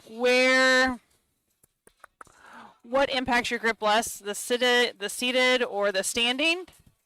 Because you've got a big grip event later. You've got the frame carry. Yeah. And that is like all upper body and grip and yeah. Also, you guys are missing out a frame, but Travis is giving a massage. Yes. But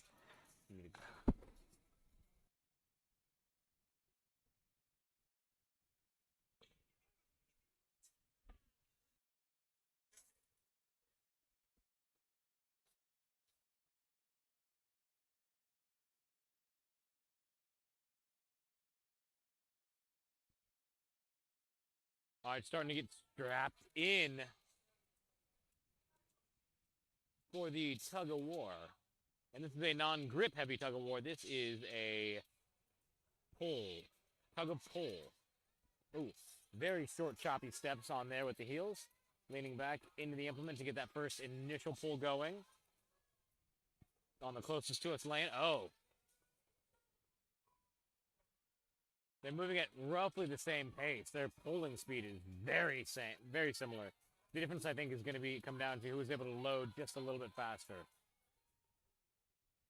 Oh, we're catching up. Oh, cross the line. Great job over there on the ATV pull.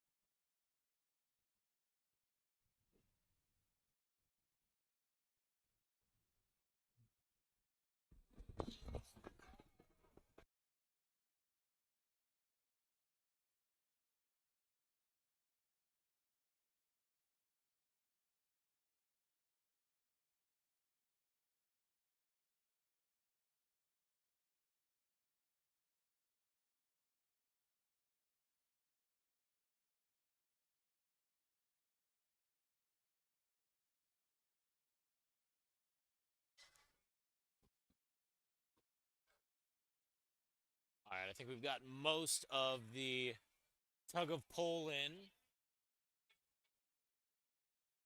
The pull of war. Something. There's probably a good name for it. About to start another round on the Sandbag load and hand over hand pull combo. And to me, a lot of these events are very interesting from just a general purpose standpoint because they do actually have, merit in the real world. Trying to load something and get it moved, right? You are utilizing yourself as a tool. You are the equipment in this. Come on, ladies, let's go. Oh, great sprint from Jenna over there. Leans back in and starts that pull so quickly. Having a little bit of a struggle on that first one. Getting the sandbag up into the back end. Good. And sprint around going. All right, Jen is very, very far ahead and kept pulling. But what we need now is a good, consistent pull.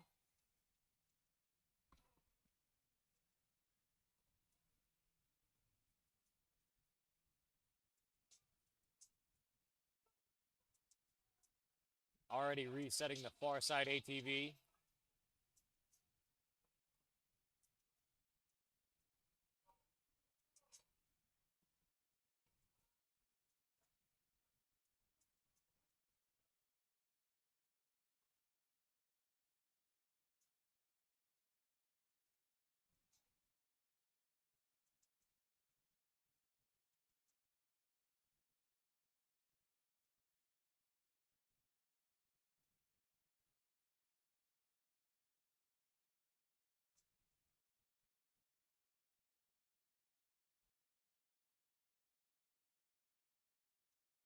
All right, so one thing that they're doing is they're taking a measurement to see how far away from the finish line this ATV was.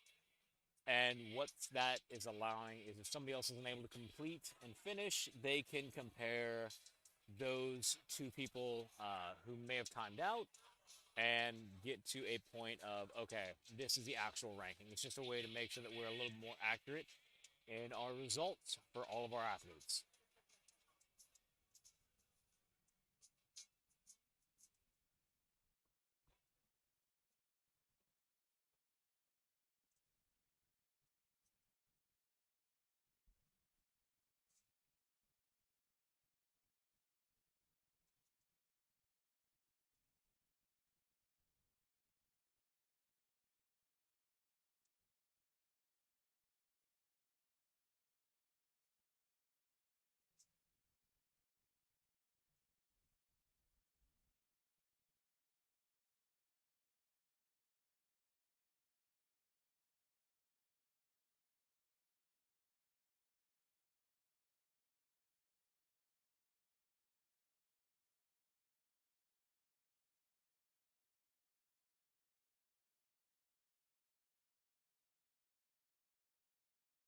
All right, our gentlemen are being strapped in, locked down, and chained up.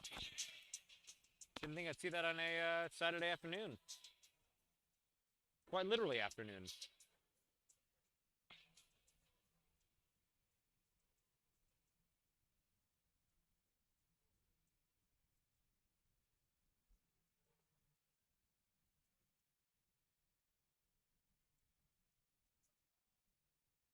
All right, getting the chains pulled tight.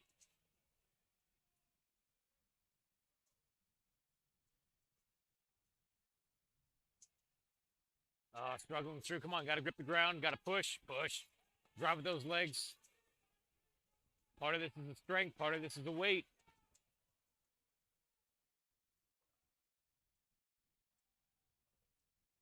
Man, that was some great pulling right there. Really good fight. Can't let yourself get pulled too far up, otherwise you're going to get pulled on your rear. This, if you played football, is where learning how to drive with your feet consistently, taking short, choppy steps can really come in handy. Again, not very good at it, but I played football. On the line. Got to drive with those feet and just keep pushing forward. Doesn't matter what's holding you back. All right, got action again on the ATV hand over hand.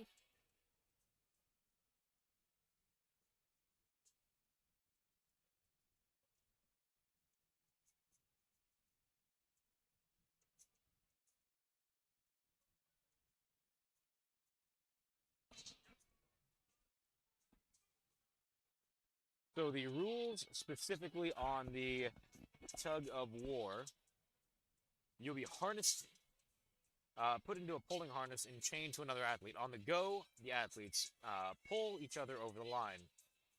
This will be done in a bracket style. If there is an odd number of athletes, the athlete in first place will get a bye in the first round. So there will be multiple rounds happening, which is why they're doing 2 of these at the same time. And again, you can use knee sleeves, elbow sleeves, wrist wraps, chalk, and a belt. You know, belts and chalk might not help on this one. Knee sleeves actually might be okay.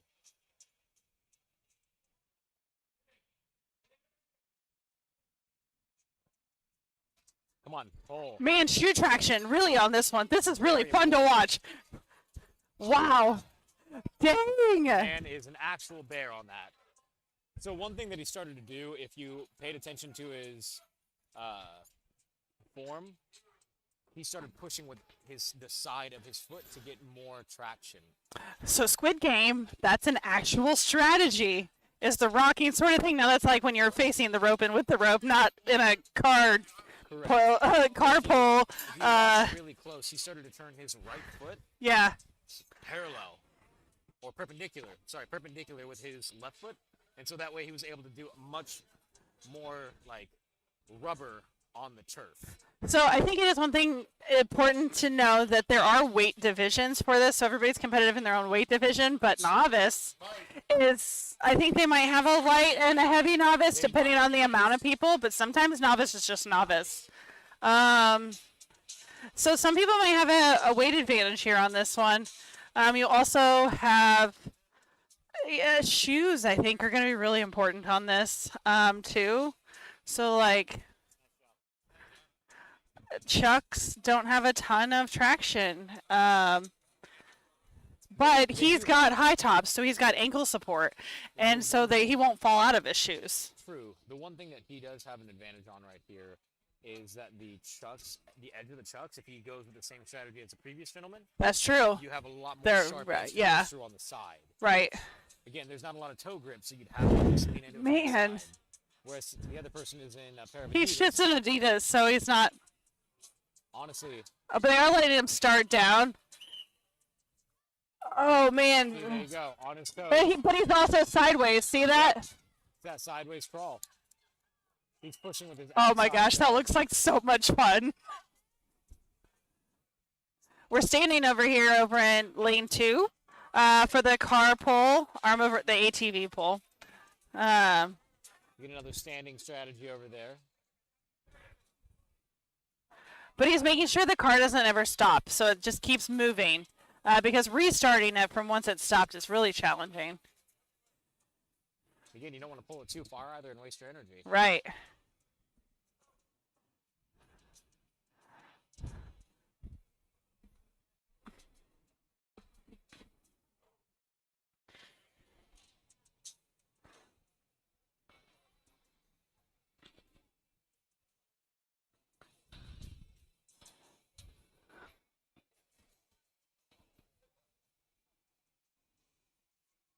All right, we're getting all strapped up here for the tug of war again. They are doing it in a tournament sort of fashion, so if you got first place in the last event in your weight division or your in your division, then you actually get a first round bye. So there's a little bit of an advantage there too, because you get that first round bye, you don't use as much energy.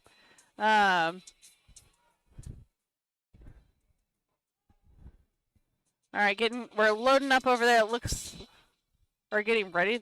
Oh no, we're moving and grooving over there on that first lane.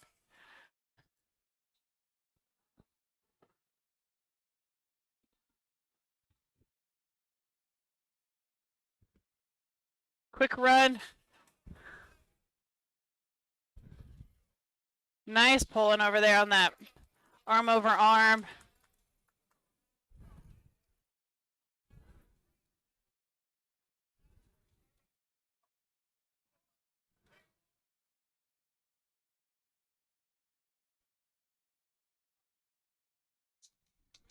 Getting going over here on this first lane on the tug of war. Oh, good job there.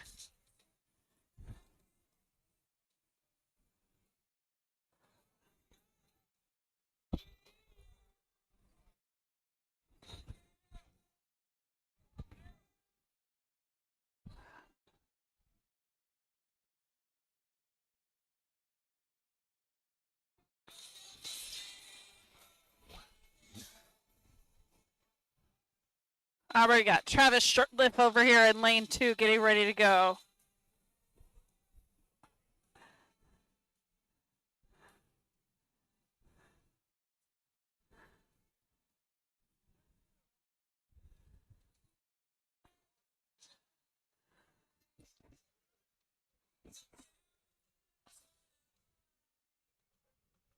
Travis has some barefoot shoes on, I do believe. Or maybe they're some sort of CrossFit shoe. Come on, let's go. Dig deep. Travis is digging in and letting the other guy. Ah.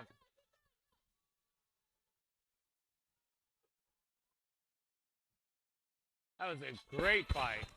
I had to I had to mute my mic. I was yelling for him over there. Good back and forth on that one. I really think the grip on your shoes is really going to like offset a weight difference.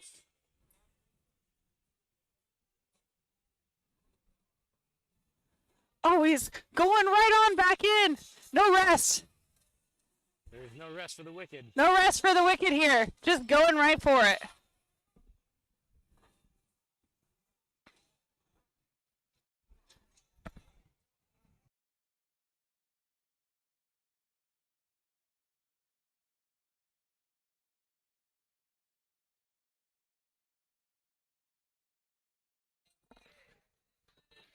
Up. He's got across that first line.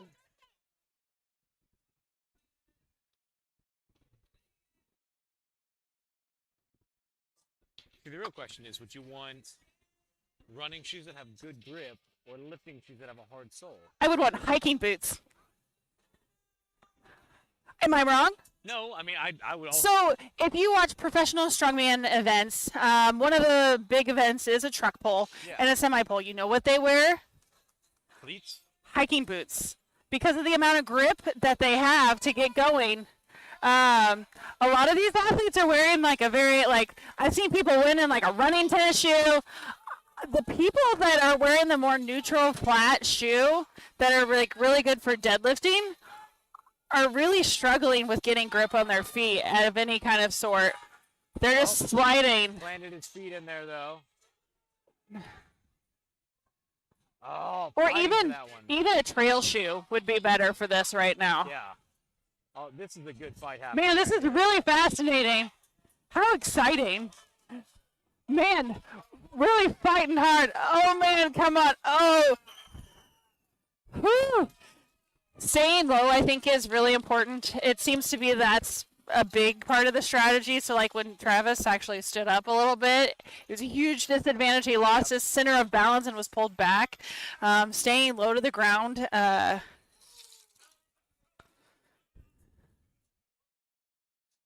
That's what I'm talking about. Put me in, coach. I'll do it. Put me up against Travis.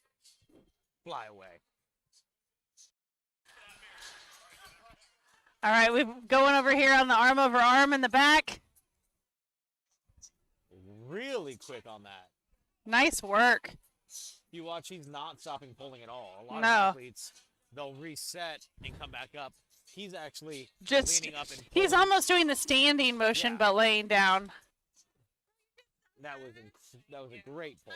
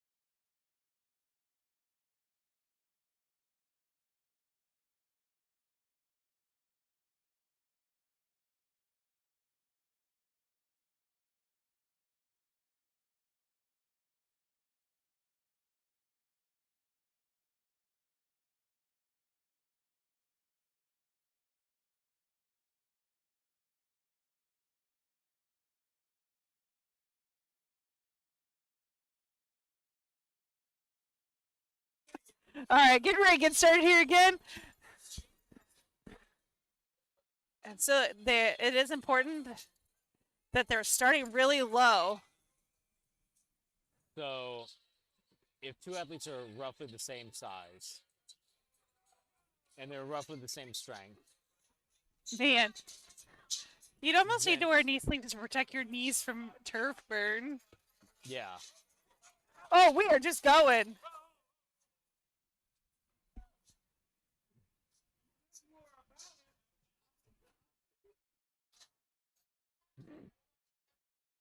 You want to.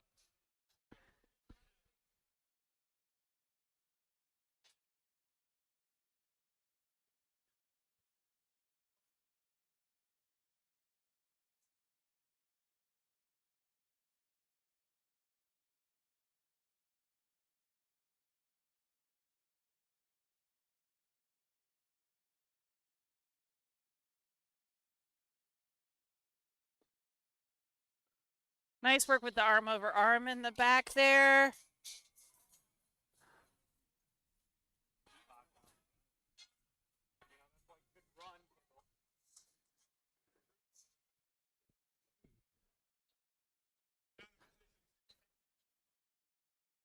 Okay, so these two guys both dominated their last two. Oh my gosh. Opponents. This is gonna be a fun one.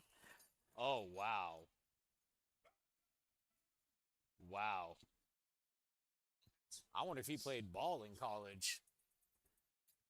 Again, if you're a lineman, if you did line at all, you have a huge advantage in this. This looks like a football drill. It might have been. I was gonna say, was it, Brian? Did you play football? Yeah, I did. Okay. I did 3 years in high school on the line, center, and nose guard. Nice. One of them was nice. One of them was I had a other person's hands all up underneath me.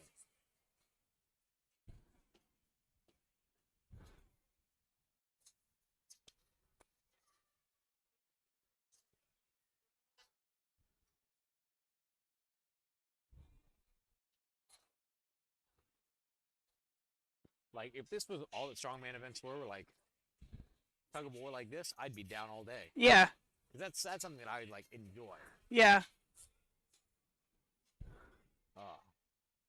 The stronger you are, the less time it takes.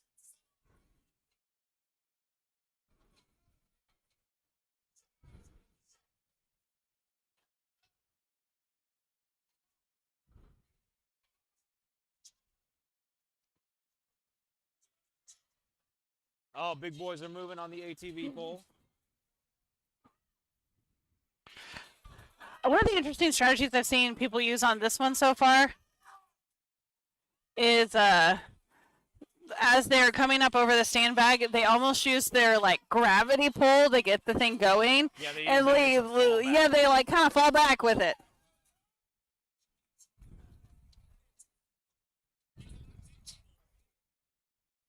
Oh yeah.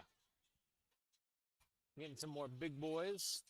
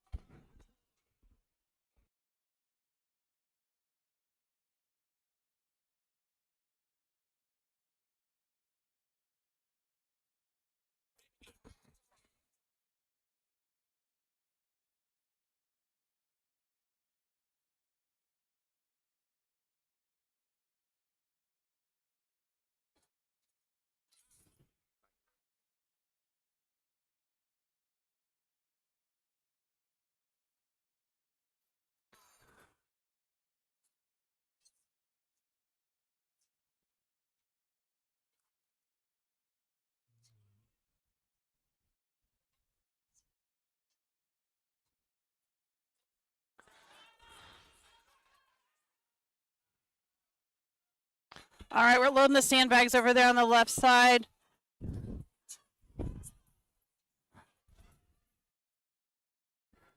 We are fast over there with that run.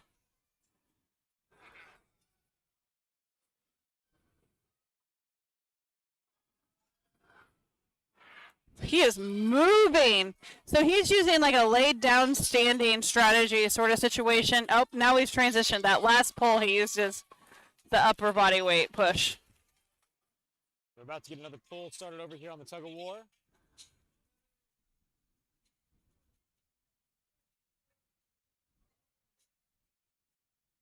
Oh, look. He's got work boots on. Oh, man. He's got to stay low, though. Come on.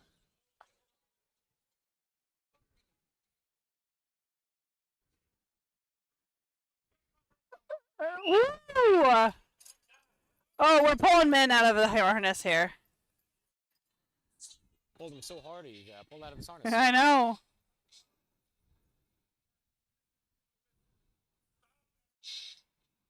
Hey guys, listen, I know everybody's in the moment, but listen for the whistle when you do the tug of war. Stop when you hear the whistle. Or if somebody's screaming at you in your face.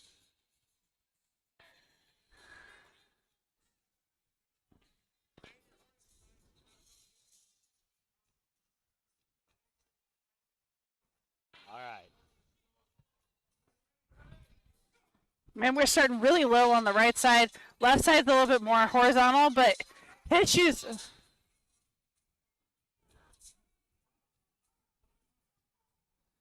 There's a point where you don't want to be too low to the ground.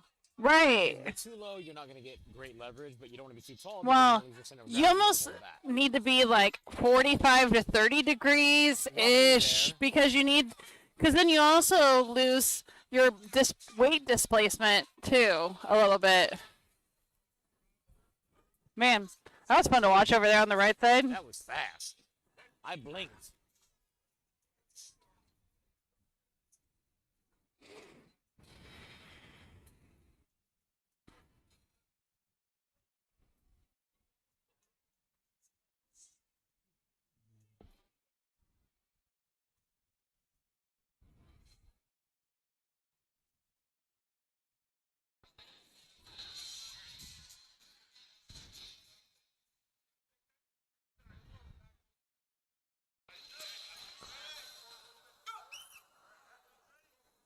Yep.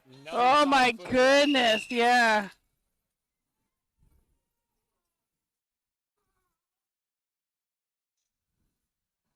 Wow.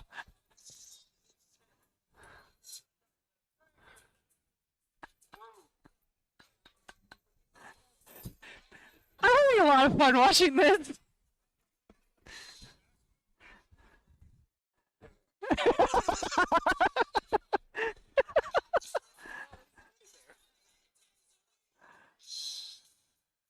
I'm about to start another round on the ATV pole. I got some bigger sandbags back there now.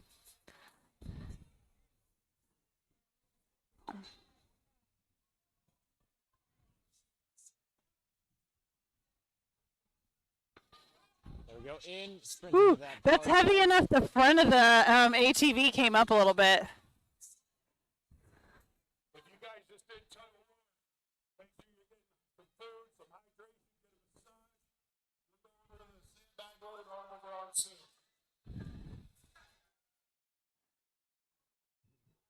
Cross the line. Nice work. Very, very quick on that sprint to the far side. That was just quick in general. Yeah.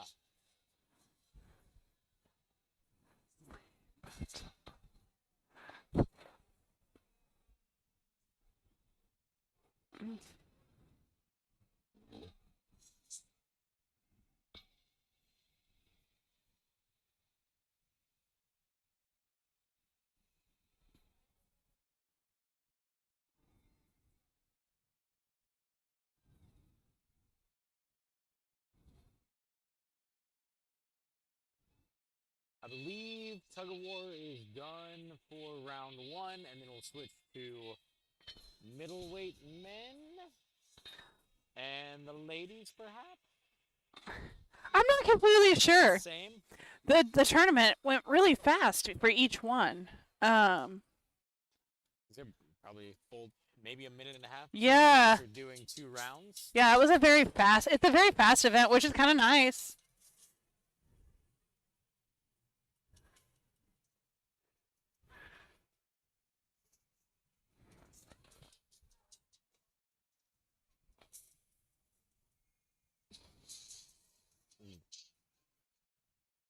All right. Got a sandbag load going already. Those are some big bags.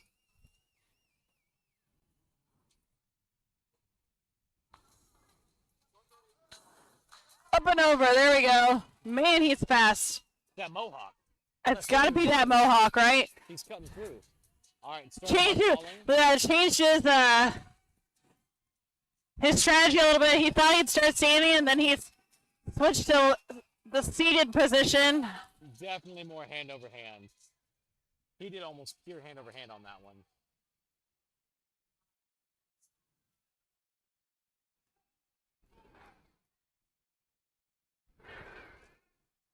Nice work. Whew.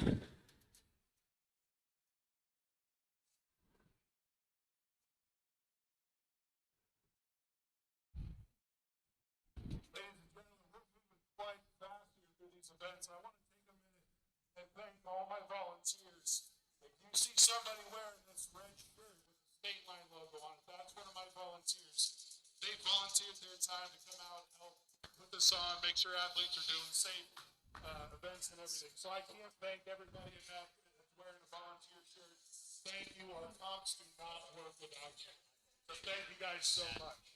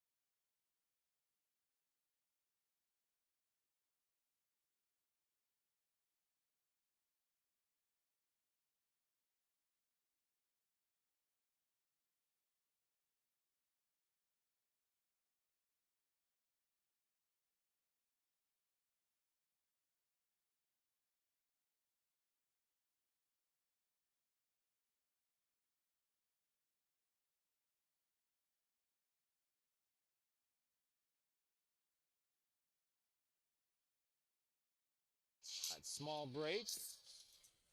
Getting a reset over here. While we're waiting, we'll give you guys a couple seconds break. We'll be back in a few minutes.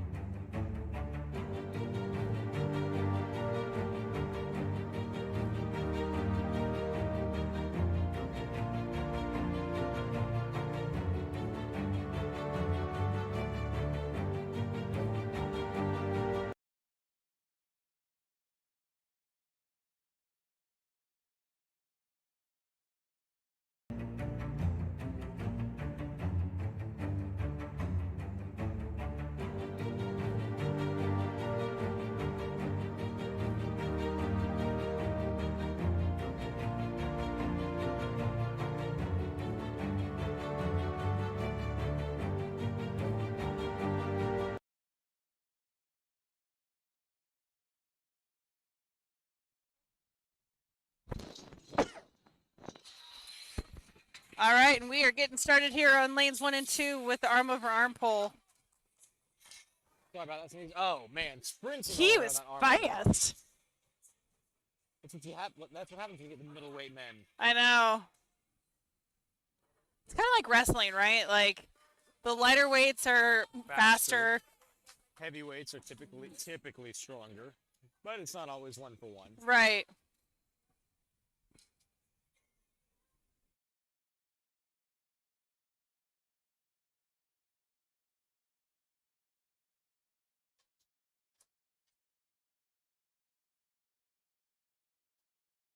That was very quick. Yeah, that was like fast. That was faster than fast. That was Fast. super fast. And this is nice because it's pretty easy to reset the thing too, I feel like. Again, it's very precise with what they're doing. Rusty's done a good job with these events and trying to decide what works well, what doesn't work well. But also like what keeps the flow of the day going. And then let's be honest, Strongman's a lot about the like spectators. Yeah. Like making sure the spectators are entertained and It would be interesting if they had done this over here, like done the tug of war more in front. yeah, Like that way the spectators could see and get a little bit more involved in the action. right.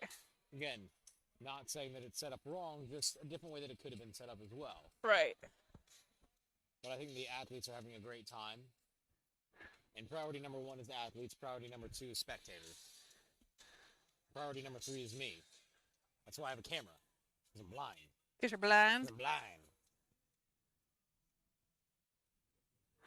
All right, getting hooked in.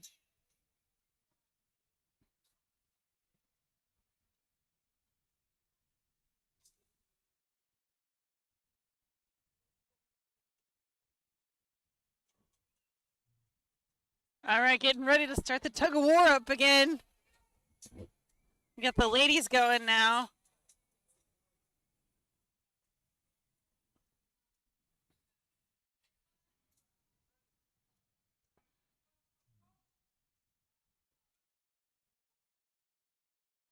Feet, chopping the feet, but not getting enough drop. Well, and she's got her feet really wide apart here, so. Posted.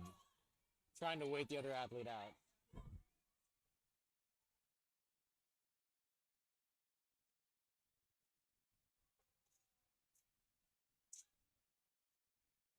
Moving and grooving over there, back in the back with the ATV pull. These, I will say, as like somebody that is also spectating today in a different method, these are really fun events to I watch. think these are, to me, Strongman is one where you can actually do head-to-head competition and have it make sense. Yes, Right? yes. And it also, the other thing when you have head-to-head competition is it makes the day go a little faster. 100%, 100%. Like nothing against, we've done a lot of powerlifting meets together, but you're watching bench press over and over and over again, or watching, you know, deadlift over and like it's the same thing. And this is like a couple things going at the same time. This is like,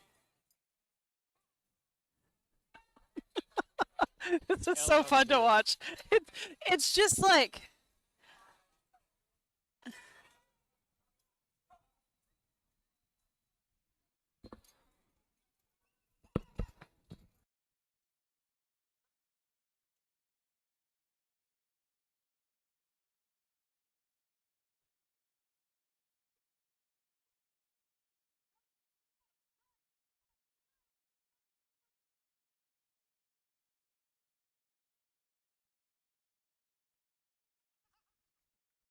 There we go. We got nice, Ellen.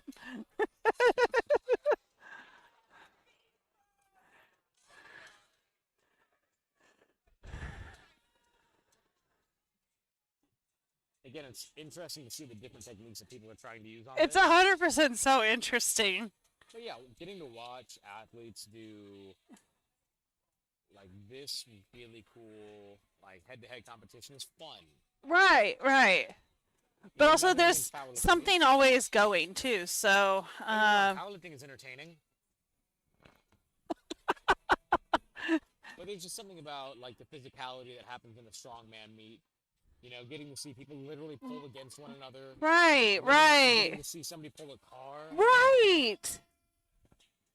Like, it'd be really fun if we got to, like, as a powerlifting community, you know, if you had a car, like the bar was a car, like you could see people, like, squat cars. Granted, to be different weights of That's called cars. strongman, Brian. I'm just saying. That's called But strongman. have it in, like, a powerlifting setting.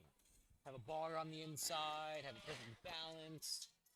All right, so we're getting ready to go again. So I think this is the winner's bracket? Question mark in the front here. I don't know. So I'm guessing Ellen is facing either the person that just won, or she's facing He was facing the person who just won. Okay, she is. Okay. Correct.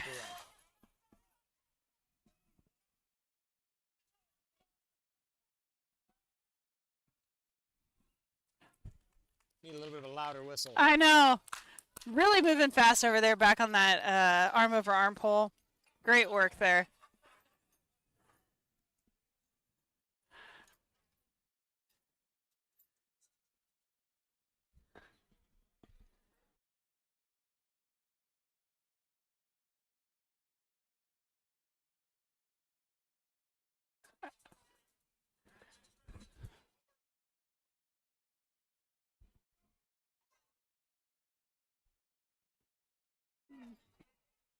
She's trying to chop her feet.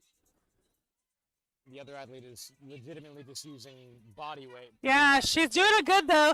She's holding her place. Wearing down the other athlete. Her shoes don't really have a ton of traction, so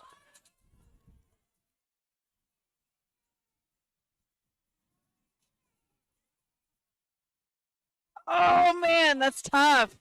Tug of war is such an interesting sport to watch because you're really waiting on the other person to like.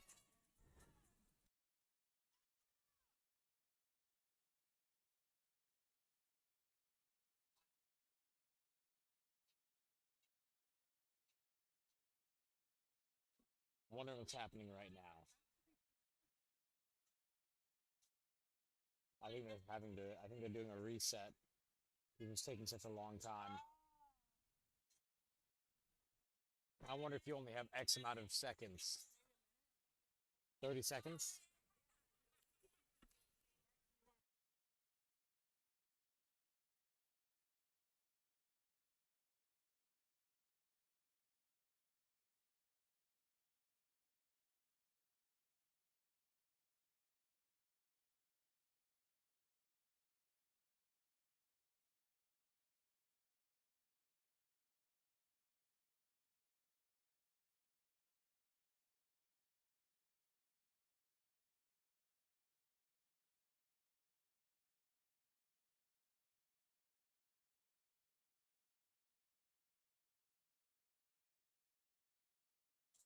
Very interested to see.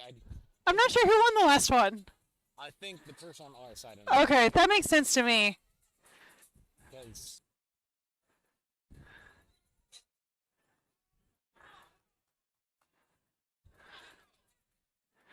All right, we've got men going over here with the arm over arm pull in the back. Man, we are fast in that front lane. Nice work.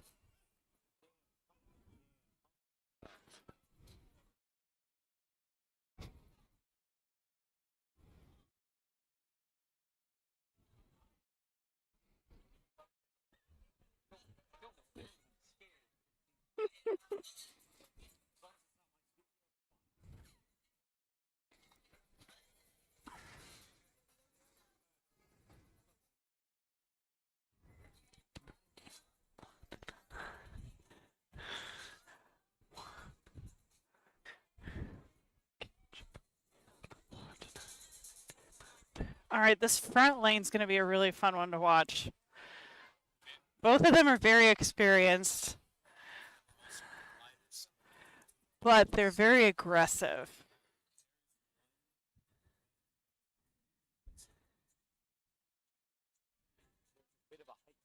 Oh, you're not wrong. But is that a good thing or a bad thing?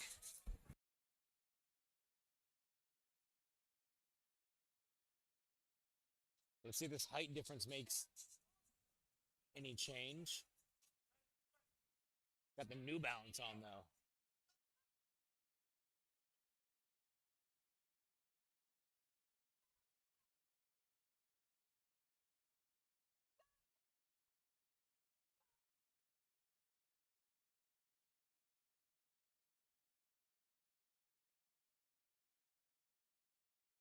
Athlete was not upset being pulled the extra little bit. She was like, no, it's fine. You did a great job. She was very into herself. But that's what I was talking about earlier. She's really fun to watch because she really like, it's almost like zones in. So it's something that I've had to explain to a coworker this week. He didn't know what the zone or the flow was. And I'm like, buddy, you're 30 and you don't know what the flow is or what the zone is? Like, you know when you get in the Auto zone, don't you know? get in the zone. Auto zone. Auto zone. But yeah, so basically for those of you that Good do not know- sportsmanship over there on the Good left. sportsmanship. But for those of you that don't know, the zone is basically where your body starts. It's hard to explain unless you've been in it. Like, Jesse, have you ever gotten into the zone for anything?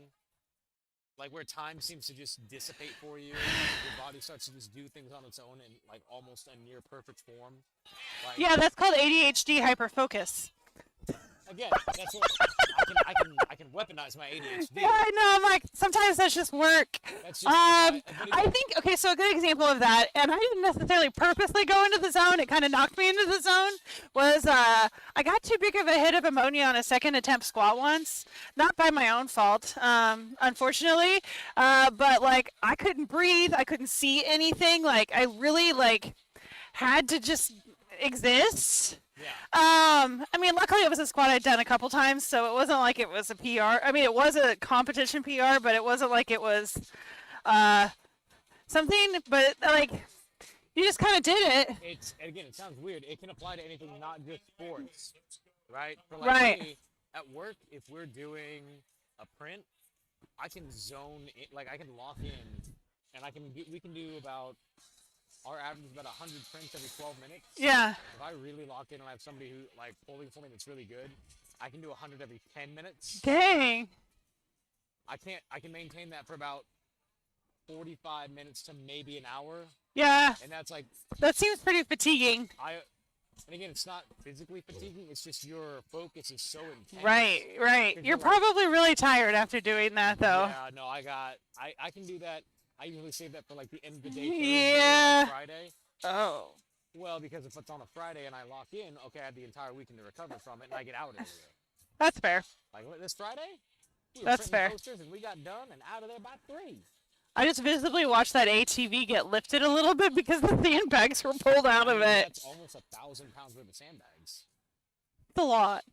And the other thing with sandbags too, so like sandbags and kegs, typically you see one or the other most of the time. Sometimes you see a combination of both. But sandbags are like flimsy, and they're not Floppy, it's hard to right. get grip on them, whereas the kegs, there's guaranteed handles and a good technique. And it's a grab. solid piece of Like you can grab it's onto it, yeah. you can walk into it, and actually Right. it doesn't shift as much. Sand Now, it's not to say that is sandbag- sand. Yeah. Yeah, I mean you can have a really tightly packed sandbag, It's but still full of sand. right. We're moving over there. We got our athletes loading up. We're just going on the one lane right now. It looks like we're moving things around on the back lane. I would like to point out a competitor in the front lane, who's the only one active right now, took his meat shirt for the day and cut the sleeves off. Of Got some course. cap delts. He does have some cap delts.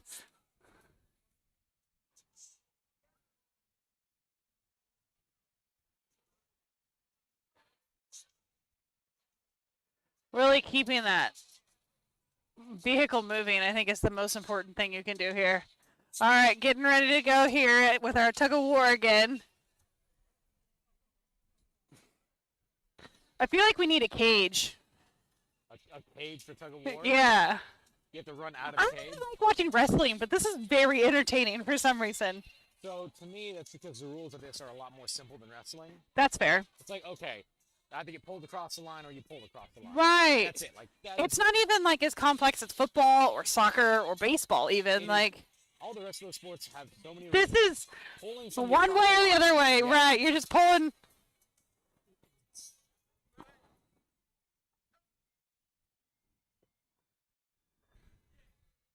You know, I might go get my Vans and see if I can give this a whirl. You could probably do it in your shoes right now. Probably do it in these. Yeah.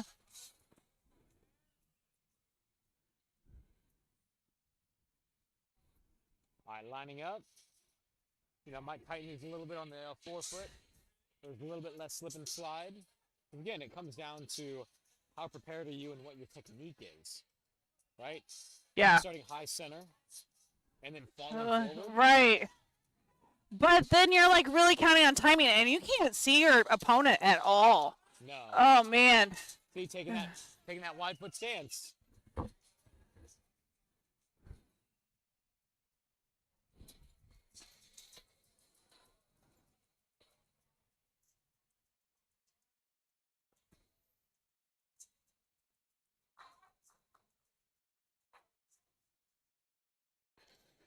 All right, we're moving and grouping back there on the back lane.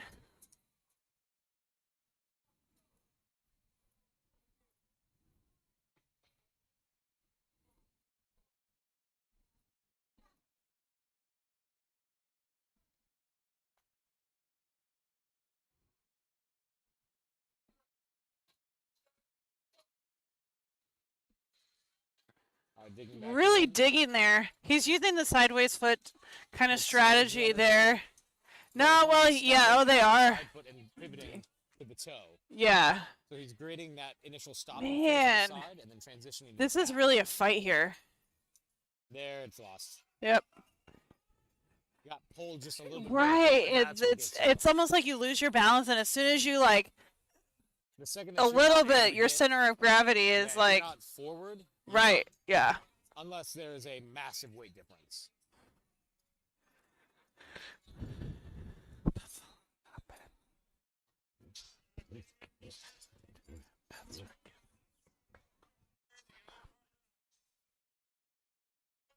All right, getting ready to go here in the front. There we go. Oh, man, that was fast. And he's just wearing Converse. Yeah. Again, that sharp edge helps right there because you have rounding. Right. That's why I was like, I might go grab my Vans and see what I can do. Or you know what? Right foot has my Vans, left foot has I thought you just dig one and... Yeah.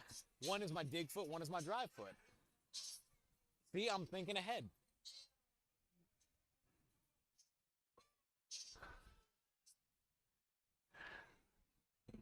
All right, looks like oh we're man, moving to big boys.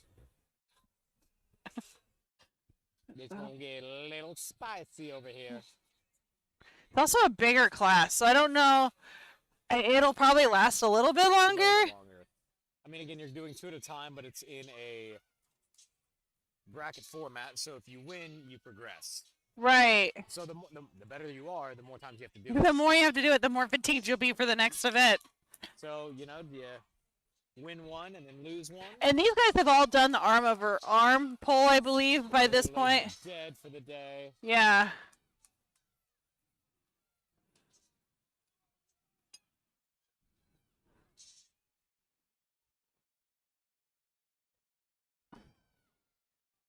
Working hard back there on the back lane.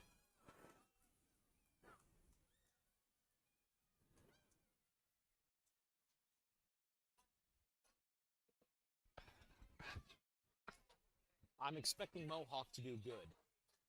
He's been very explosive with the arm over arm, very explosive with the overhead press, but that's a lot of upper body strength. Yeah, but if you've got a lot of explosiveness, then your body's just built a little bit different.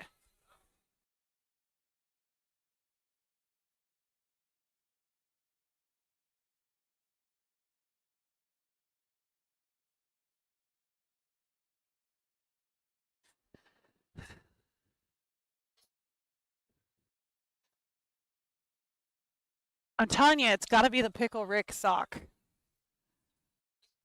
You watch Rick and Morty, right? Oh, okay. Okay, good.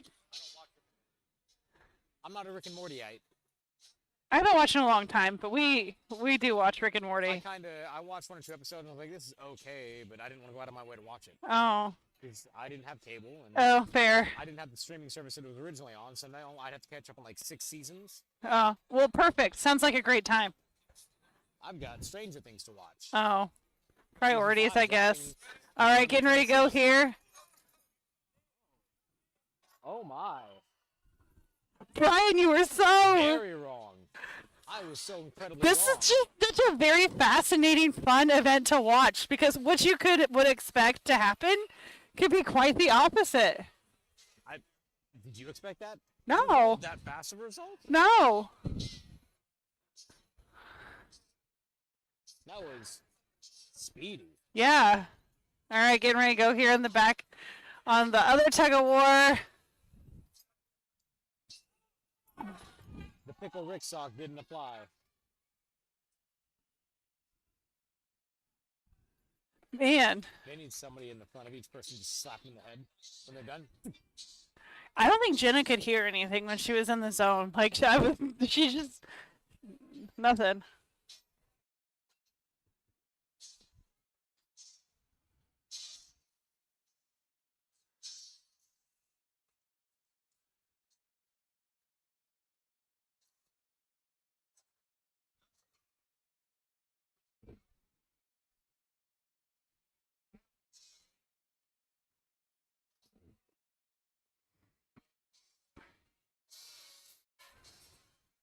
All right, so we are updating Iron Podium right now. With just a few events left in the day.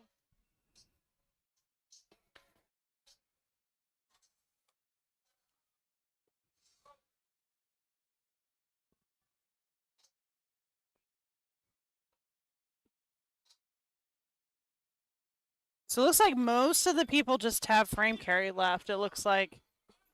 Yep, should just be the heavyweight guys right now. Yeah. Or heavyweight novice, perhaps, is what this is. Because I think Travis is a heavyweight and he already went, so this should be Yeah. heavy to middleweight novice.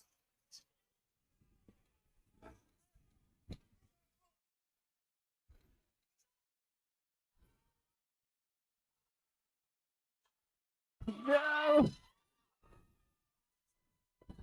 The crowd enjoys this event too. Again, this is just a fun event to watch.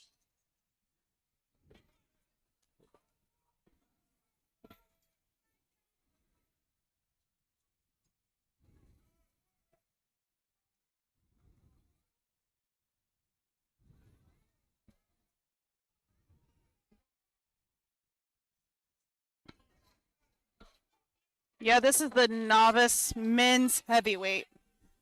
So 220 plus.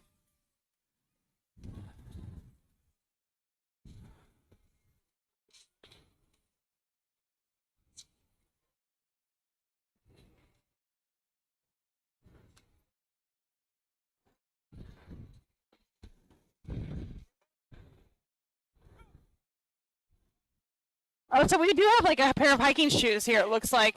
Or some sort of hiking, so. And we've got Tier over on the left. Maybe move the cones just a little bit closer.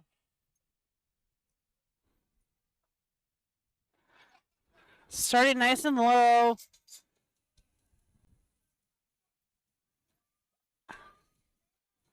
Man, this is tough. Oh no, oh no! That's really hard to recover from. It is. But he's actually doing pretty good.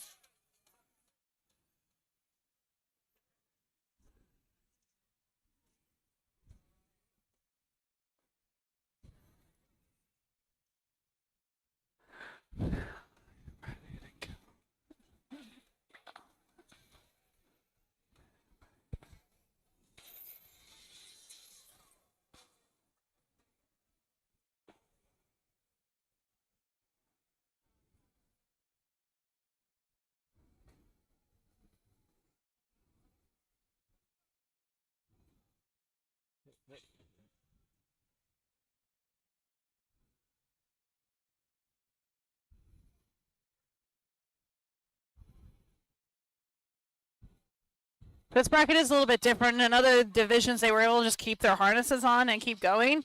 But this one is takes a little bit more organization.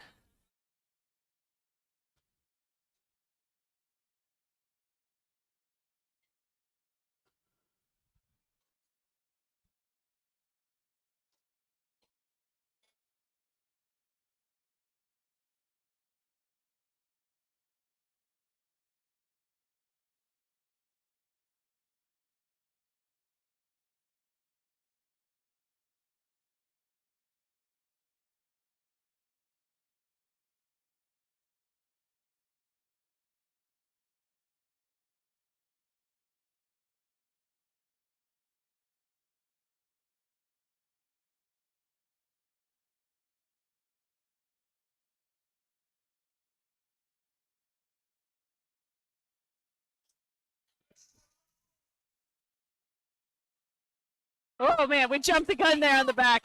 The back lane's going there. Our Getting big excited upset in the from front. round 1.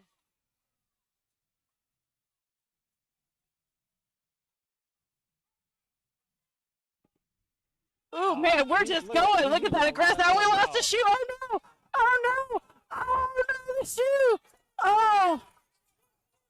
Come on, you can just stick with it. Stay low. Come on, dig deep, dig deep. Oh, he's getting out of his shoes. Yeah. Oh, what a bummer.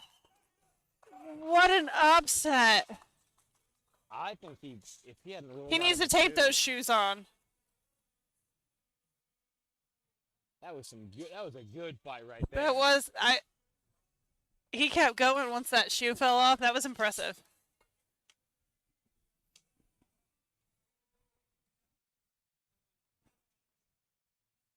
All right, we do still have another arm over arm going back there. Looks like it'll be the front lane with the sandbag carry happening right now.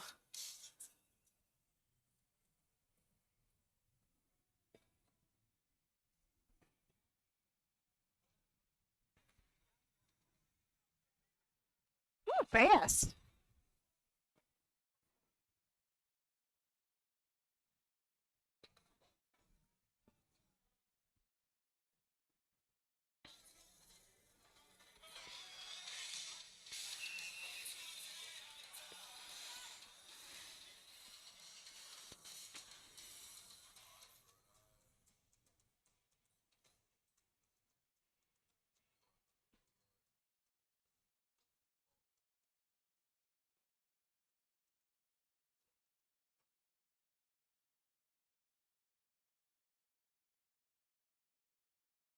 Ah, they do have the dump. Oh, so smart.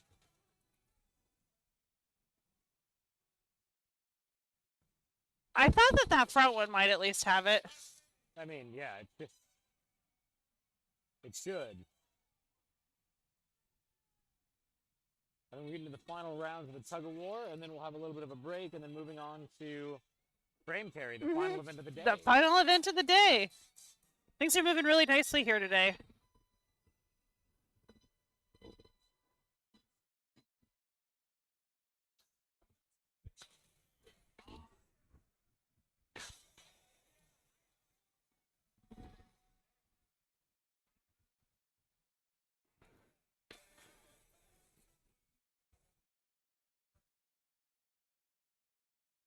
Oh, he's got hiking shoes on, not hiking boots. Right, that's what I'm saying. Like a That's what trail I noticed, shoe. Yeah. Got that nice trail, a little bit of grip in there.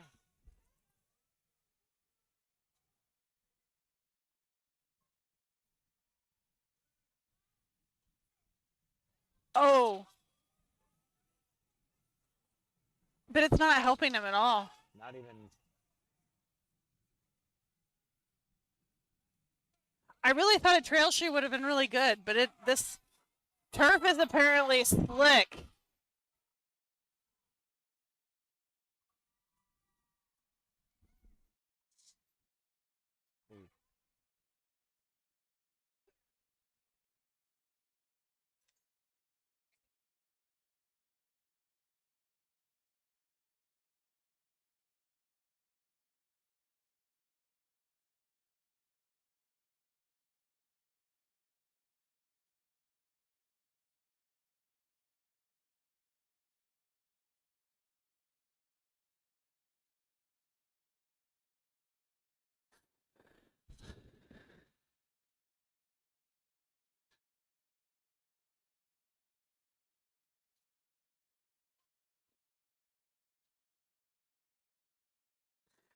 I'm telling you, this is the one event that like you think one thing's gonna happen and something completely different happens.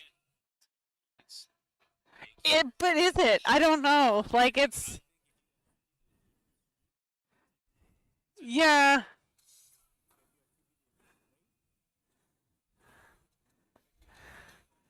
But here I thought trail shoes would help. They didn't really help with grip at all. We got squat shoes. Yeah, we got. Well, it's probably not legal. You could probably do soft cleats, maybe. I don't know, but I like a soft cleat sort of thing. Yeah.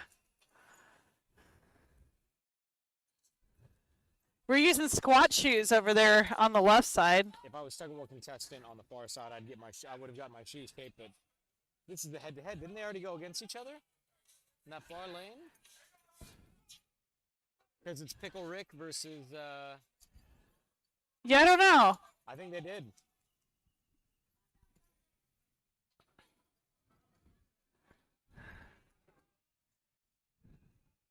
All right, we're pulling back there in the back lane.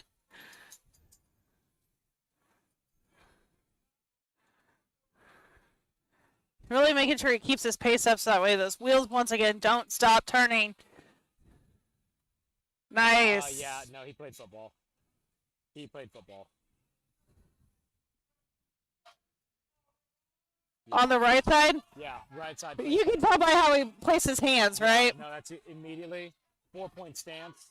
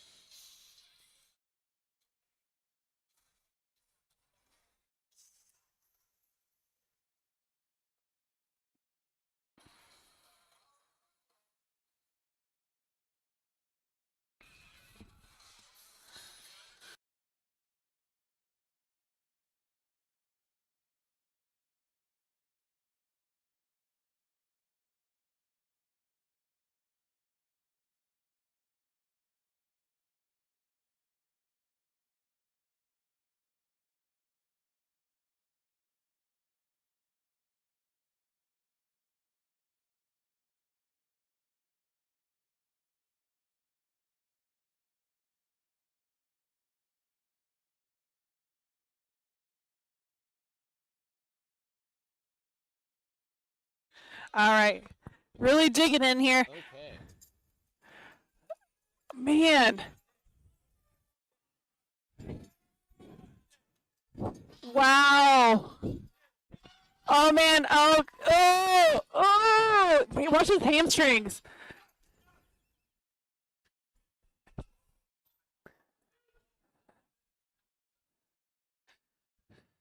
Oh, the knee burn. Ooh. I can do it. I can do it. Oh, I could do it too. This is the only event today that I'm like, I'd want to do this for sure.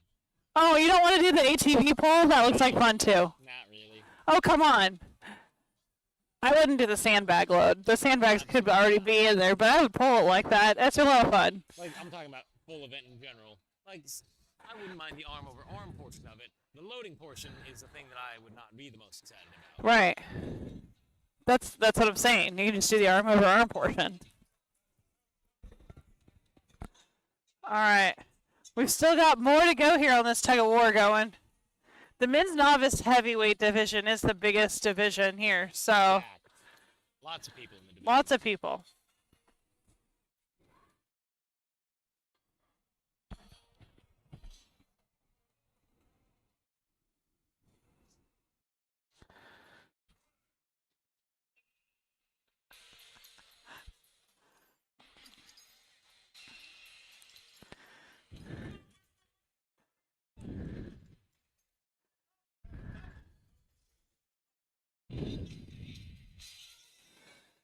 All right, starting off nice and low here. Both of them kind of have that like staggered step, but we've got a turn foot on the front here. Oh, don't stand up, don't. Woo.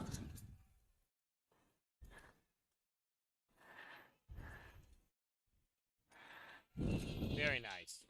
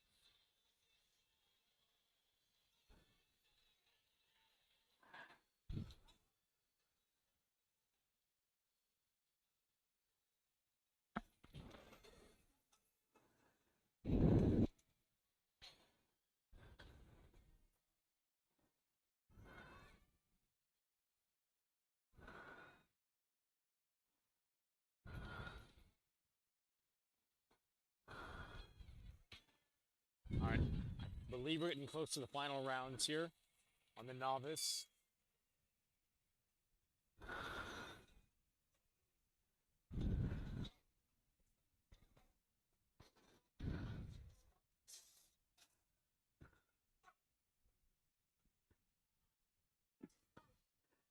Oh man, oh man.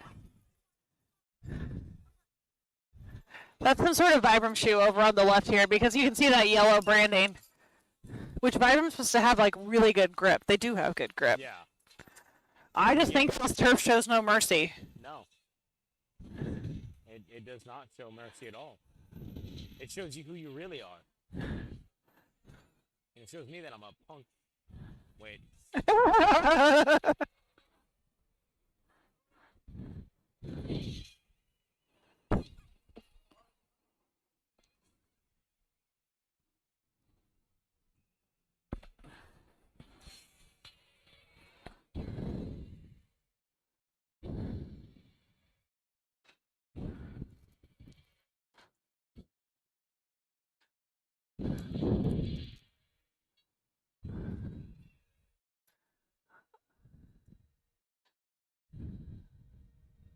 Man, this is really fatiguing for this class because they have so many turns that they have to take to make it through the entire bracket. And then you have the frame carry after this. Right, right. Everyone else is getting a nice long. Yeah, everybody else is Now getting. that these guys hopefully go last in the frame carry. Maybe.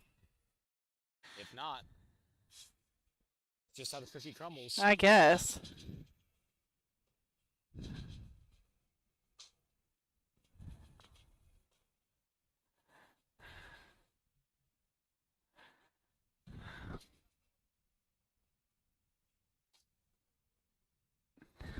It is interesting that some of the guys are choosing to utilize a squat shoe, I know. which does not seem like it would be the most conducive for these kinds of events.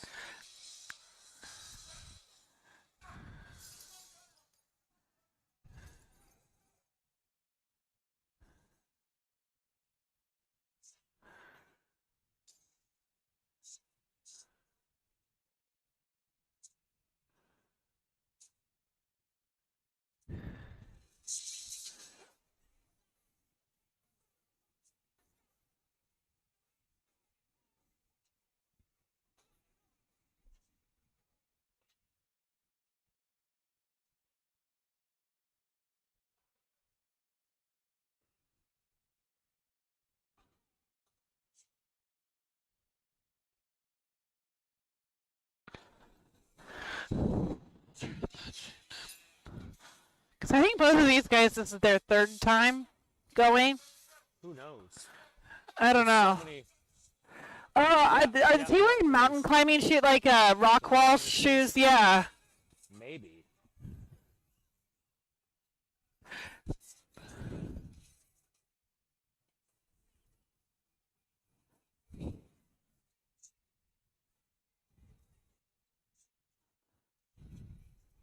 Yeah, I think this has been his strongest event. Yeah. Well, he's the one that came out of his shoes on that first one, right? Yeah. He's only lost one out of his. I think this is third or fourth.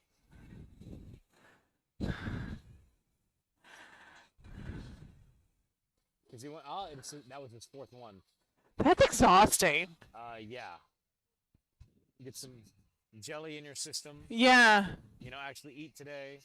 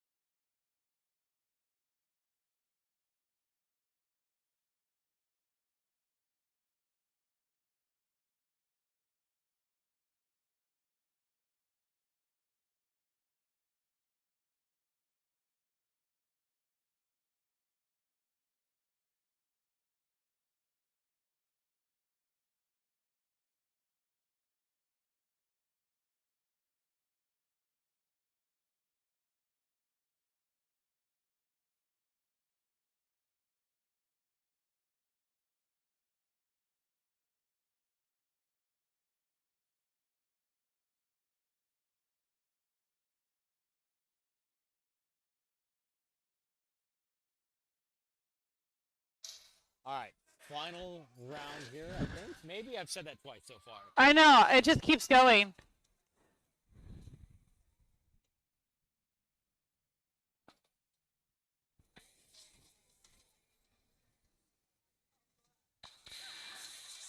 A lot of good sportsmanship happening today. Again, everyone here wants to watch everyone else succeed.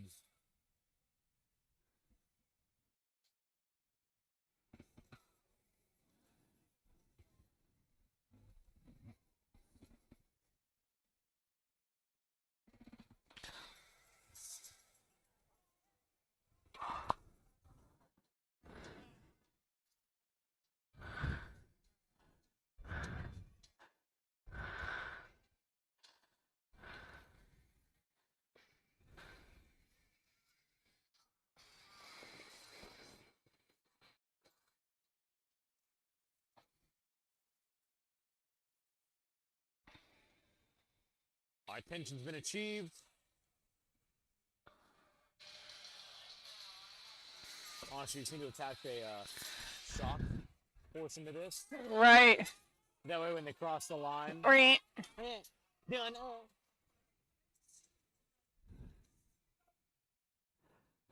Oh, we've initiated a tap system here because people can't hear the whistles at all. I mean, you got so much blood just like. I know. Well, and you really like the zone again. Once I feel like this is a really like monstrous event. Oh, so we do still have some arm over arm going over here.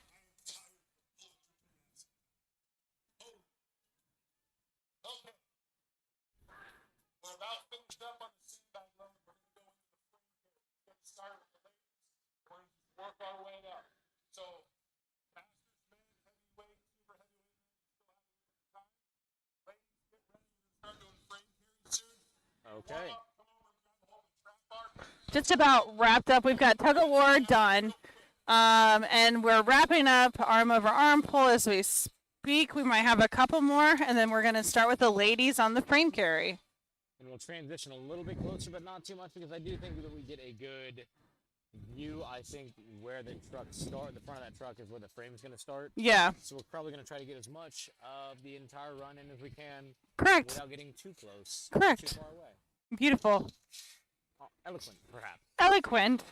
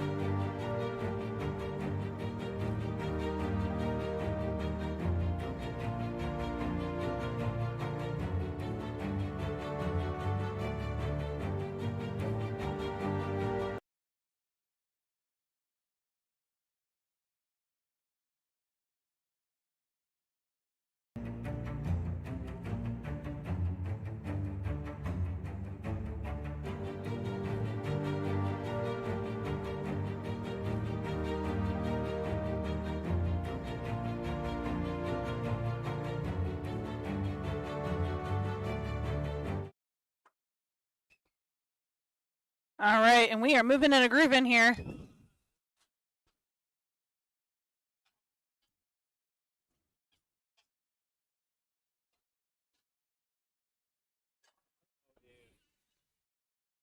I do not know if it's when the front of the frame crosses the line or the athlete crosses the line.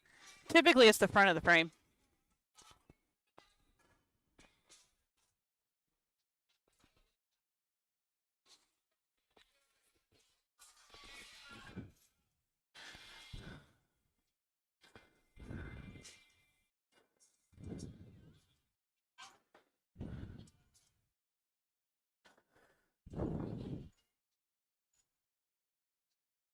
Then you get wheels on these things. So I know. Wouldn't that be nice? Like you could pop out wheels, or like maybe put wheels on the front, and then you like wheelbarrow it. If you just do like, as long as it's poking 2 inches above Uh-huh. or out of the bottom, you just have somebody push it from the back because it would still have to be picked up to be moved. Right. Brilliant idea. Why didn't I think of that sooner? Brian's gonna come out with a strongman company, and he's gonna make equipment. Called more strength. More strength. Ooh, catchy. I know, right? Hey, listen up. Listen up. We're not going to reset and bring the frames back. Okay? So some people might start here and go that way. Some might start down there and go this way. Okay? So when your group is going, pay attention to which way they're going based on where you're supposed to go. Okay? It's not rocket science. Let's be pretty smart about this. Thank you. So they will not be doing a full reset. If you couldn't hear what Rusty was saying, they're going to go from line to line, from line to line, back and forth. One that'll help kind of speed up the day, and it'll also make it easier on. Work smarter, not harder. Correct. And our volunteers don't have to be picking it up, unloading it, carrying it back down. This is a much smarter way Yes. to maintain the speed of the meet. It makes the wheels less kneadable. There you go. I still vote wheels would be cool as hell, though. They would be cool.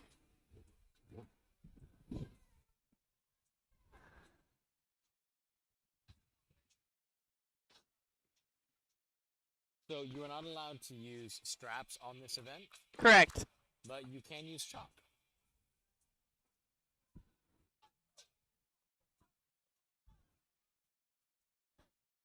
Ouch.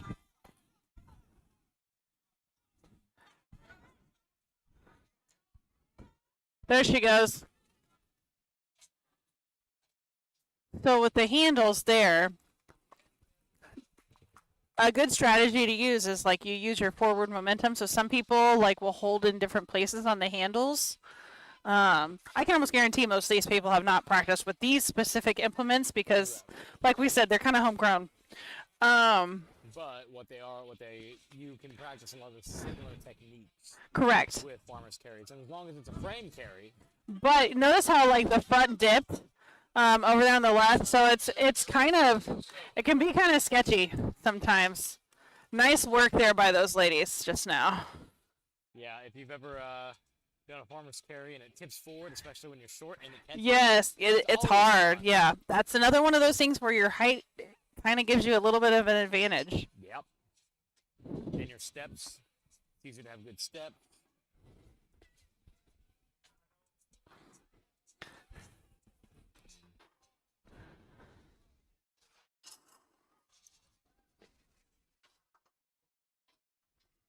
Hopefully that's slightly better. We didn't have our normal Tyler observation throughout the day. I know, we didn't have our sound check man, Mr. Tyler Ernst. All right, we're getting ready to get started over here again on the right side. I will say it is interesting, the two different methodologies for loading a farmer's or frame carry. So you have the front clamp loaded and the top clamp loaded. And I'll be Yeah, honest, I prefer the top clamp loaded because it's less likely to fall off. that's fair. Like, you don't even need collars. No, you just set them on top. You just set them on top. Now, don't get me wrong, if you don't do it right, it's going to bang your shins. Maybe. But I would prefer, I've had farmer's implements fall off on me before. Yes. and I've seen it's- them fall, and it's, like, terrifying. You're like, But you could have, like, a post on each of the corners.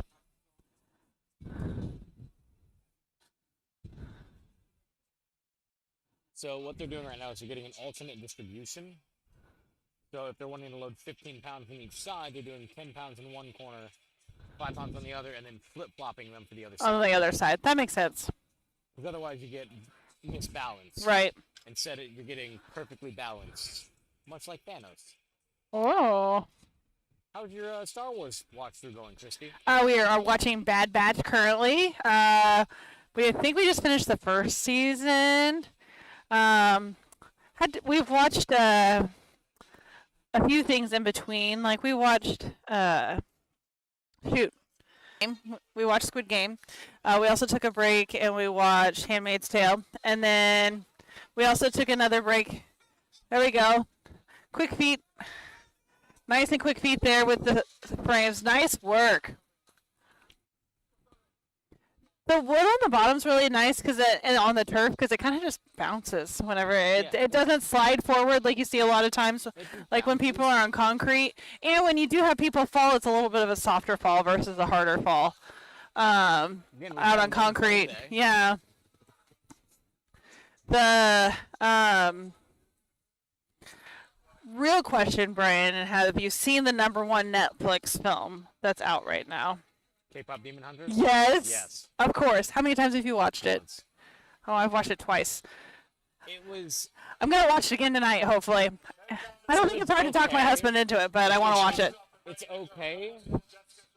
Okay, I watch a lot of anime. A lot of anime. Okay, my home setup with the lights around the TV Yeah, that would be that great. react to the visuals on the TV, and so then it's you turn the lights off and all the lights are just moving around with all the music, and Like I it's said, that would be that. So that makes it an experience versus the movie itself. The story is okay, but it's a very the songs are so visually catchy. I do wish they had developed the villain a little bit more. Fair. The villain crew a little bit. Yeah. More, but it leaves room open for a second movie if they decide. Oh, to. I think that's been renewed for a second and maybe a third even. Nice work, Jenna. That was fast. Jumped over the top. See? That's why I like open frames, because you get the people who drop it. Yeah. Get that extra little bounce in there.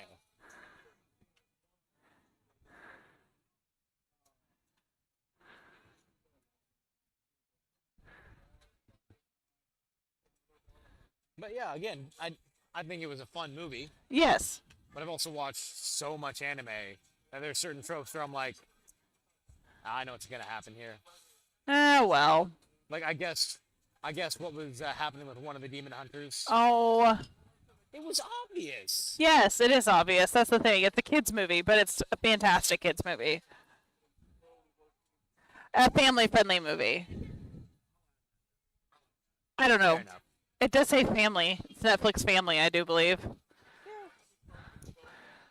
Oh, I've been watching Dawn to Dawn. I've never even heard of that.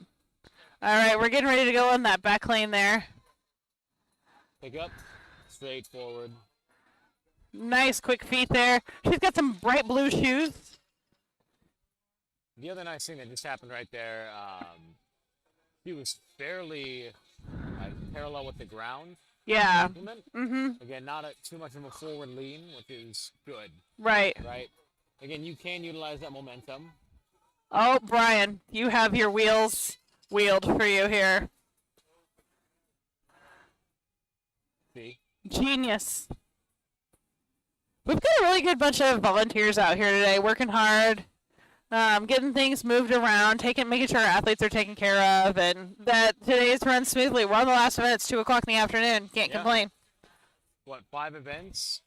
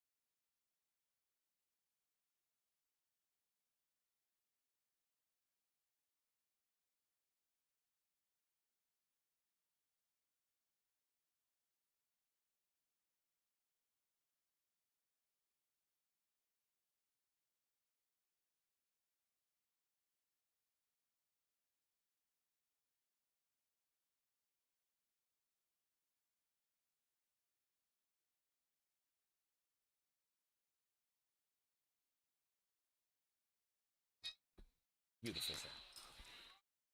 All right, getting ready for our next division here. Making sure the weights are equal across. We don't want to have no sabotage. Sabotage. Da, da, da, da, da.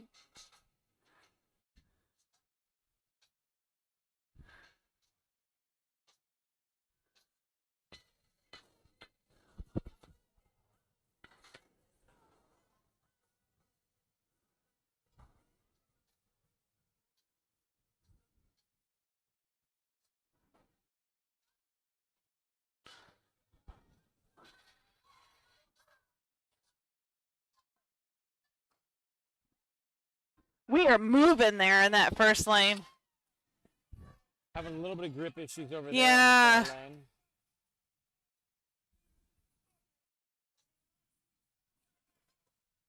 Man, it's tough because, like,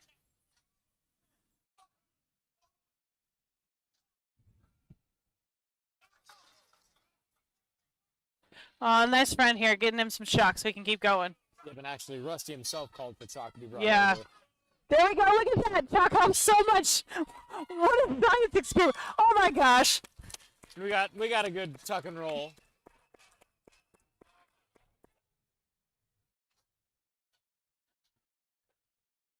And again, got the right time, you got the right step. You do have a time limit where if you're not able to complete, Yes, where they measure measured how far distance. you were from the finish line, Oh. and that counts into your score. I will say that's the thing is like chalk is so vital with grip implements. I'm sure those handles, I haven't put my own personal hands on them, but they might be slick. They might not have any kind of knurling on them. They might just be pipes. Maybe. Wait, you have somebody else's hands? Haha.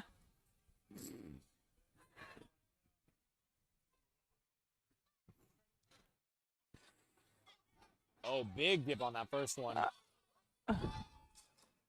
Oh, everybody's gotten the jumping technique at the end.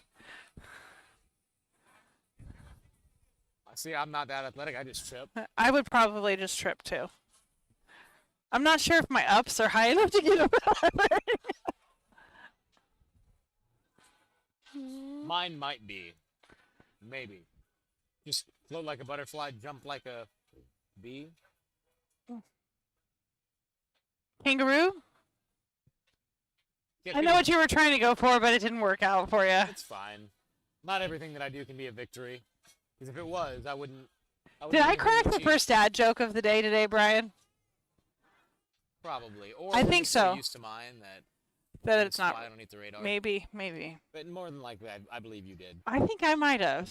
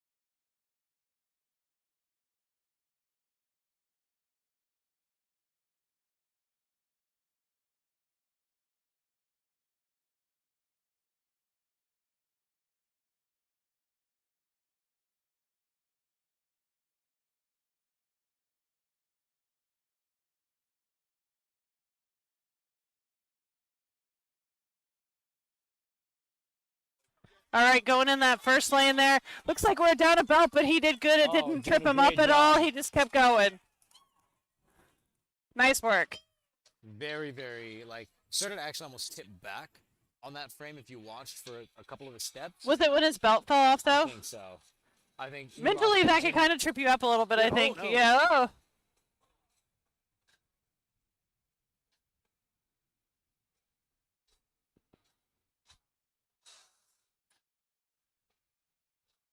He woke up today and chose violence.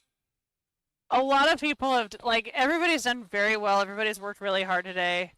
Done a really good job.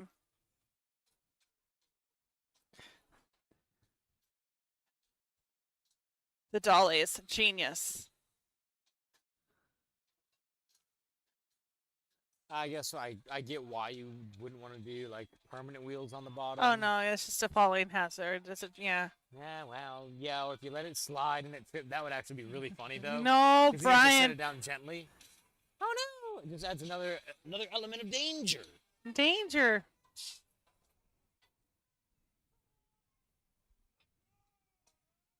Nice and fast across there. Oh man, look at them go. Woo!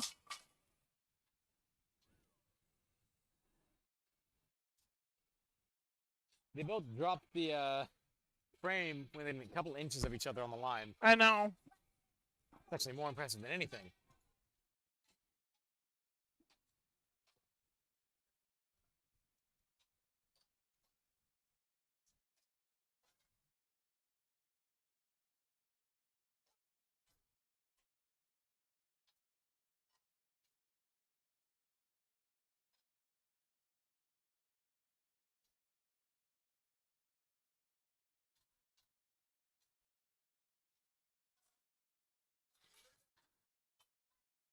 All right, getting set here. Nice head-to-head going on here. Woo! Both set her down. Set it down. Set her down. I feel like we launched it. Well, that's setting it down in a violent fashion. You can't set it up, but But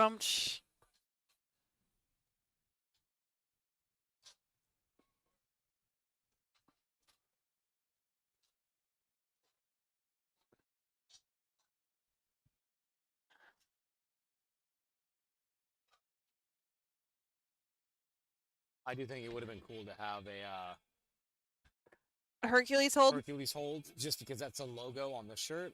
Yeah. But those are not the easiest to implement. No. But yeah, one of those would have been really cool. Maybe next year, Rusty. Maybe next year.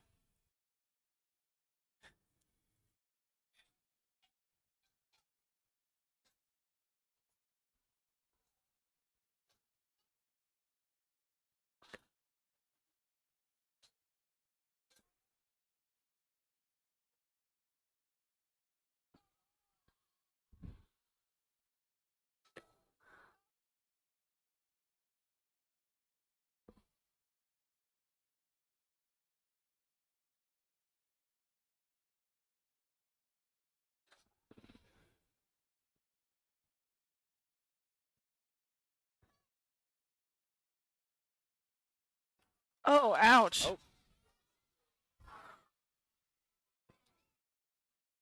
Both had a drop.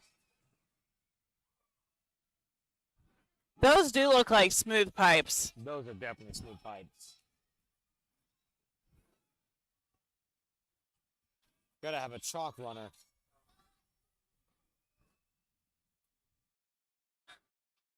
Yep, there we go. There we go. A chalk boy. Chalk boy. Chalk boy. There you go. See, look at all of the difference chalk makes. If you're not familiar with how chalk works, I've seen a lot of people who use chalk that are unfamiliar with how chalk works. So, chalk you put on your hand and it helps absorb some of the moisture. Oh. What it doesn't do is if you scrape it on the bench, it doesn't actually add anything else. It probably absorbs the moisture out of your skin if you're wearing a tank top. But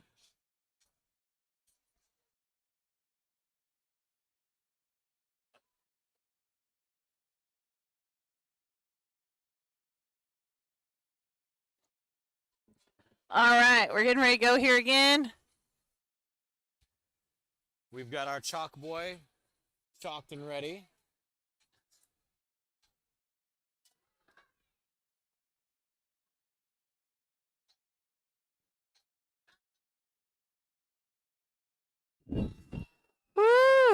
Nice work. The arm flail to jump. Right. Whee!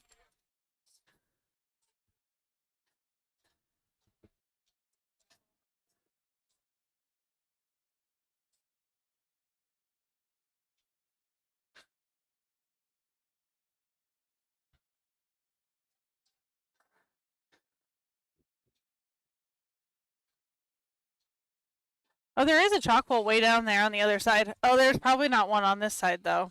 No. That's why we have a chalk boy. We have Bryce. Bryce has done a great job with the chalk block. Top tier chalk man. Instead of chalk boy, chalk man. Chalk man. The chalker. No. Don't like No, that one. no. Okay, so. Oh, it looks like results are in Iron Podium. So if you are curious on how your friends are doing here today, Iron Podium is up to date. Nice work, guys.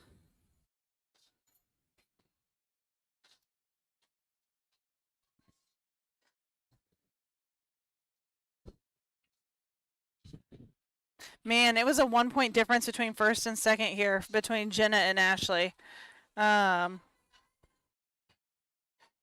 And so it was just a division of two. Two very competitive individuals And Jenna, I think, won, didn't she? by 1 point. So Jenna got. I'm confused by the card deadlift, but.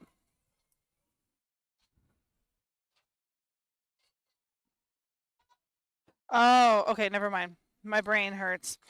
So Ashley got first in the card deadlift, the Viking press, and then she got second in the tug of war and the frame carry and the sandbag load arm over arm. So super tough race, tight race today between the two of them. Again, they both had 5 events. 1, 1, 2, 1, 1, 3, 1, Right. 1, 1. Let's see, in the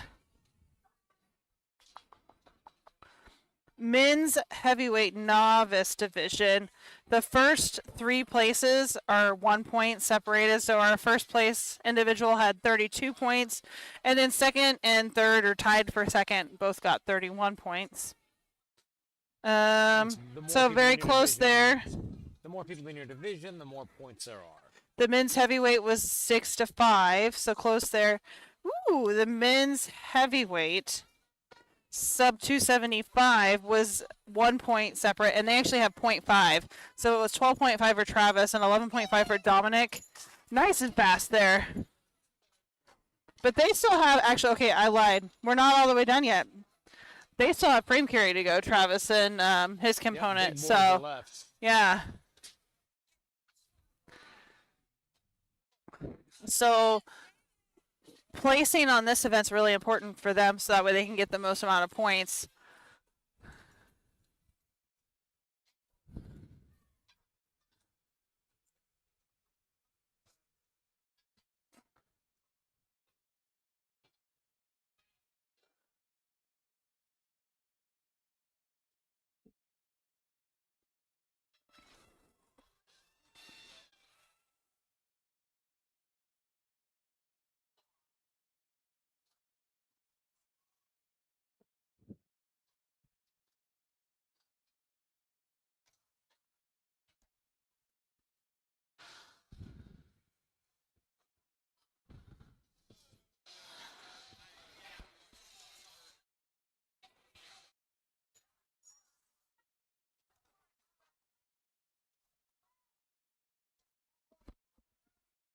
All right, moving on their way down the lane.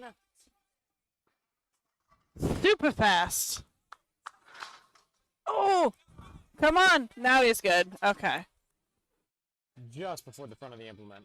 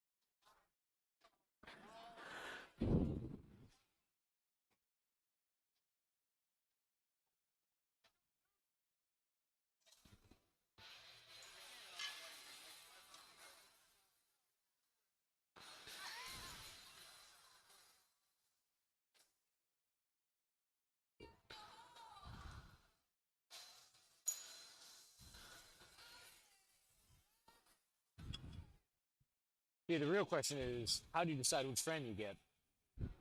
They're letting the athletes pick which frame. I don't know. I guess you just, Kneecap somebody for the one that you want? I guess. Hypothetically, they're the exact same, though, right? Hypothetically. Right. In theory. But it is lumber, so maybe the amount of water that's in the lumber could be a little bit different. I mean, one of them looks like it's a little bit fresher lumber than the other one. One's a little bit more yellowish brown, and the other one's a little bit more yellowish green. Maybe one's treated pine and the other one is oak. That would be a little bit different in weight, too. Now we're just splitting logs over here.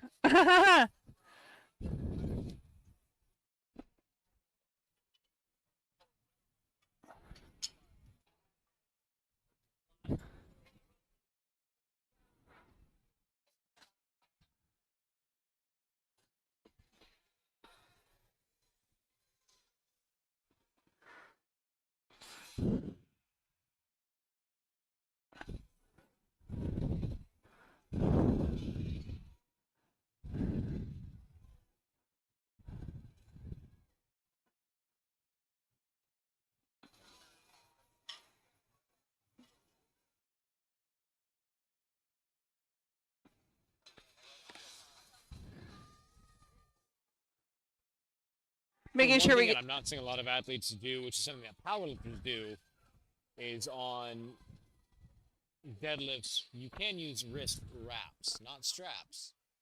I think you can use You wrist can. wraps here, You too. just check the rules, and you're able to use wrist wraps. And what that does is, if you do it right, it actually helps you get your hand a little bit more closed naturally. Right. Again, not a big difference maker when you're No, focusing but on it does squeeze. make or break it sometimes, especially if you're doing like a hold, like a frame hold for time. So I'm wondering, it's interesting that I haven't really seen very many, if any, athletes. Right, right. The distance is like not super long, so that might impact how long they have to hold it too. Nice work there by both the athletes.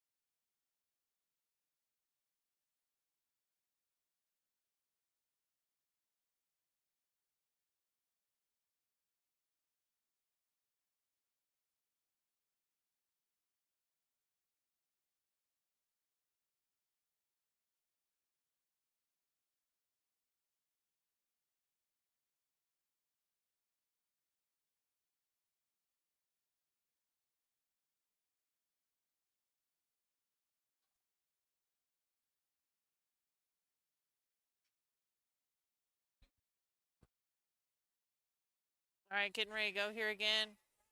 Got the implement all loaded up.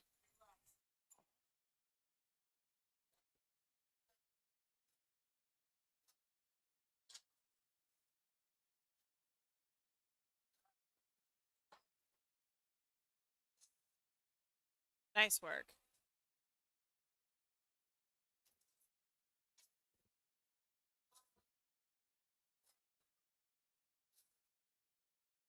I'm looking underneath the table for this. Oh, I'm looking underneath the table.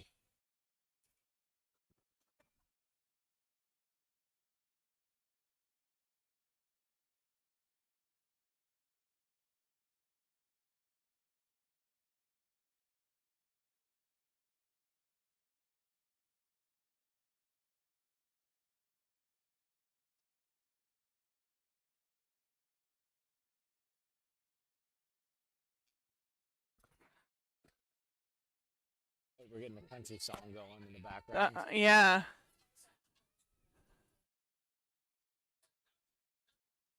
All right. This race here determines the first versus second place.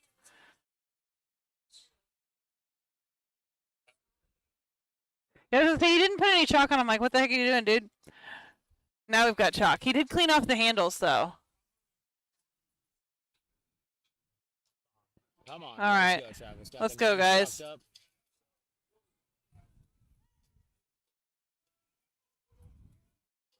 Quick feet, quick feet. Oh, shoot, no. Oh, weight's gone. Well.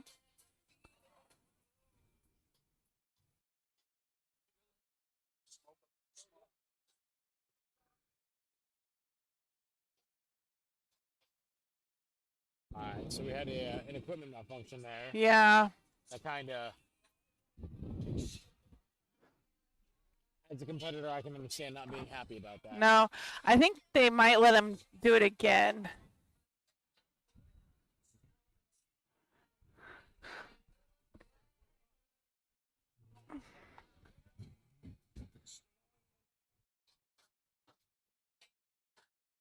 Yeah, just that clip has been consistently popping off at the very end.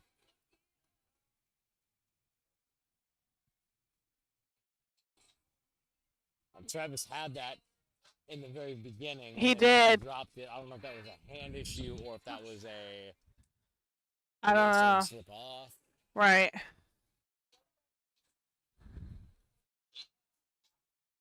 Put a second or third collar on there to prevent that from happening.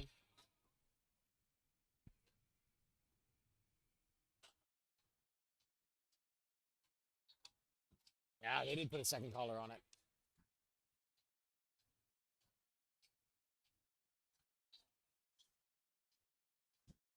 This is what Brian and I were talking about earlier, though. Where you see them on the top, they just can't fall off. Yeah, and that's why I like the ones on top. Yeah. So I do think Travis is going to get to do this again. We do measure time, obviously, so it's not like who crosses the line first necessarily. It's all based on time. But if they both start at the same time, right? This one will kind of be that interesting. They will have to go based off of the time. Mm-hmm.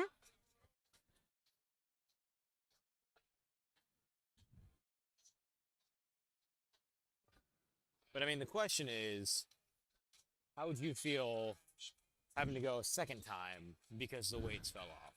I mean, I've seen it happen in powerlifting too. It happens. It does happen. That counts as your attempt. Usually counts as your attempt. No, it doesn't. If the weights are sliding, so Tyler's a great example. Right, Tyler's. His third attempt squat. The weight slid. Yeah. And so it was sliding enough that, so he didn't hit depth on it, so he was given red lights. But he was given a second attempt at it because the weights were literally sliding off the collar on the bar. So we took it again, didn't get it that time, unfortunately. But you do get a second at, like, he got another attempt at it at least. Second attempt at a third attempt? Yeah, I know, right? You only get 1 second. He wasn't going to bench very much at that meet anyway, so it didn't matter that much. Oh, what are we doing? We're going the other way?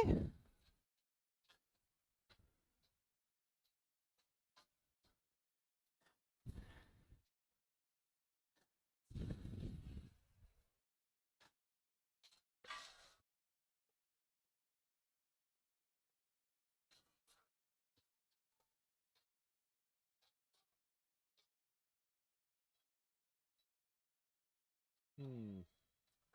Hmm. Hmm. Maybe get some duct tape on that collar so it can't pop open. Hmm.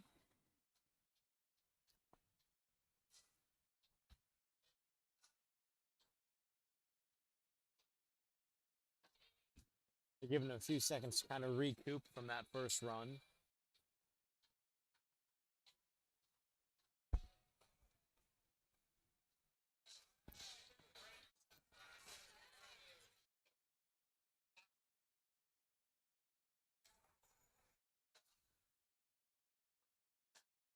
Oh, I wonder if the collar broke. Maybe, but there have been a few other instances on that same one, on that same corner, That have been that sliding. the collar's fallen off completely and the weights have fallen off at the end. Oh, yeah. So you're correct. I'd assume the collar is broken, but at what point did it break? Was it broken before they started, or did Right. it get broken once it popped off and got weight slammed on it? Right.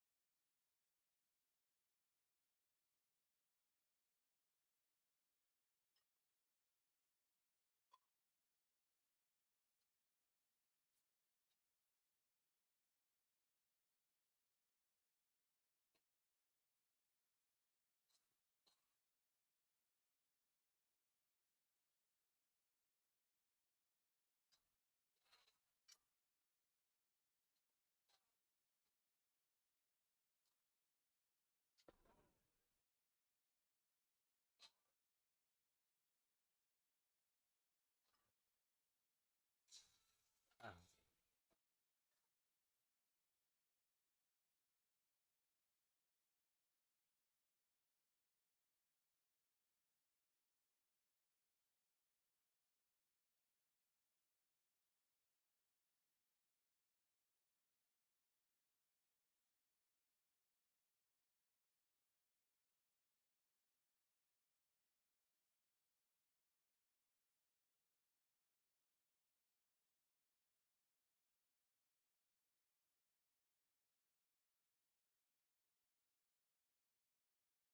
All right, fixing the collar situation. I believe we have brand new collars situation.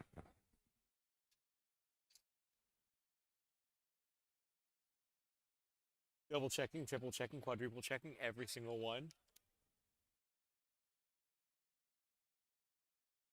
Trading out the collars, I guess? Yeah, like we said before, well, it's probably more vital that the ones that don't slip are on the front. Yeah, very much so. And the front's going to change depending on which way you're facing, which way you're going down the lane. So, like I said, all of these volunteers have been athletes at some point in time or athletes themselves actively. So they really care. They want to make sure everybody gets a fair chance and everybody stays safe. Yeah, they want everyone to have a fair shake of the lamb's tail.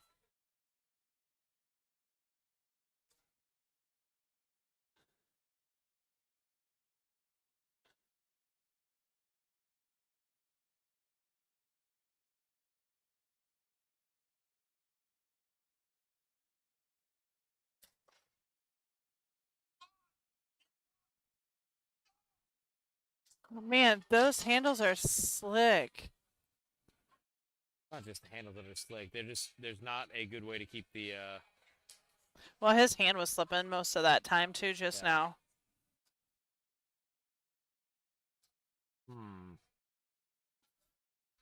Give me some duct tape. I got it. We're just gonna wrap duct tape around If the I entire were thing. Travis, I'd be moving to the other one for my second attempt.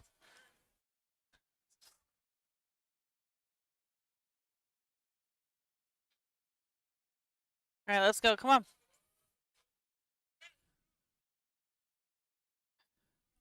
One of the other things about being at the end of this is there probably is some residue from people's hand oils and different things. But even when we started today with the novice men, there were also a couple of grip issues then too. So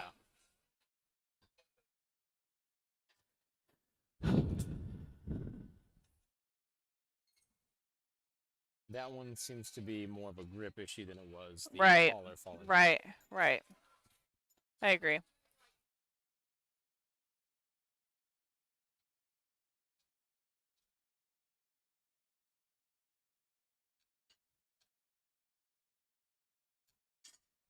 No, but you start to.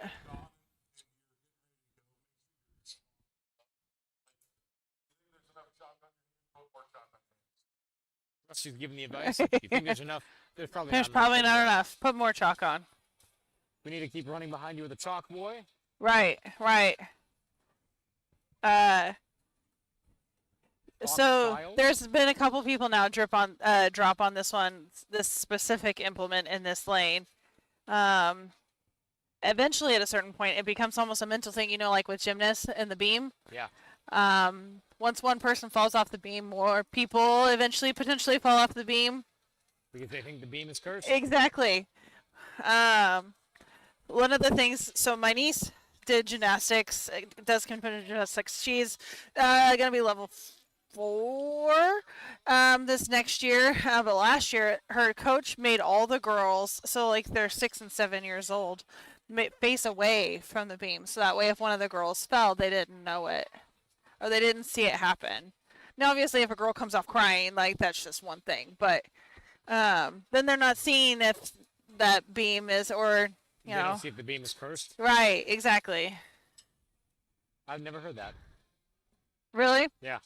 I didn't follow. I don't. I'll Follow see. a lot I of love gymnastics. I love gymnastics. Olympic gymnastics was like the sport that I watched during every summer Olympics growing up as a kid.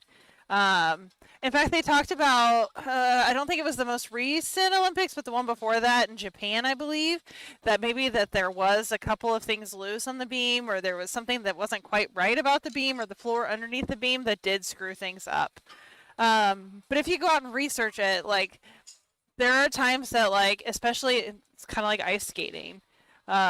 Same sort of thing. Like, once one person falls, then you kind of get in your head mentally, like, and it just kind of repeats itself. Huh. Yeah. Good to know. Yeah, I want to say there was one Olympics that there were like 5 people fall off the beam. It's wild. A lot of people. These are Olympic level athletes. Like, yeah, they're under a lot of pressure, but You think they wouldn't fall off the beam? right. Granted, we also saw what happened at the Olympic level with breakdancing, and that wasn't. Brian, do you want to go do breakdancing next No. Olympics? You're not going to go out to LA and sorry. represent the USA for breakdancing? I thought breakdancing was only in the Paris Olympics. I didn't think they were continuing it on to Oh, LA. I bet they don't. I don't know if they do or not. I think it was event or it was location specific. Okay, that makes sense. I wonder what location specific thing they're going to do for LA. Surfing? Question mark? No, because they already have surfing in the Olympics. It's just not That's typically true. located Yeah. where the Olympics happen. Yeah, that's fair. Is skateboarding? Maybe. No, yeah, it is a part of the Olympics already. Maybe like free running? The LA will be featuring newer returning baseball, softball, Okay. cricket, Okay. flag football, Oh, interesting. lacrosse, and squash. What is squash? Racket sport played on it. It's like racquetball. I Oh, think. okay. All right, so it looks like Travis is getting ready to take his attempt here again. Oh.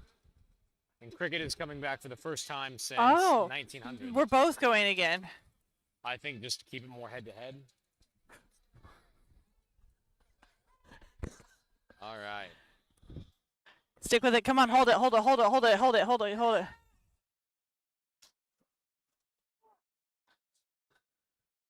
Much better run that time. Much better. I think you average it out, they both get second place. Or they both you add the first and second place points, and then you do. But they could. That would still leave They're Travis not the in only lead. ones in the weight class, so they may not have beat third. You know, like the other people that competed too. For It's all time, time, correct. right? Yeah, exactly. Just because But- you win in the head-to-head doesn't mean that you won overall. Very true. Yeah. But depending on who got first in this event, 3 runs left on the frame, and then we will move into awards. All right, so we've got 3 more runs here on the frame, and then we are done for the day. Oh, sounds like we might have a tiebreaker. I'm interested in the tiebreaker potential. Yes.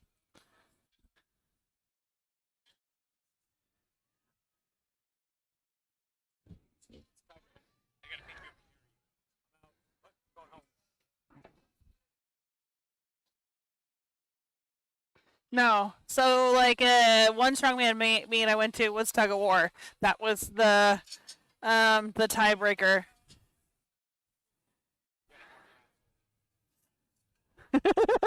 Good luck with that.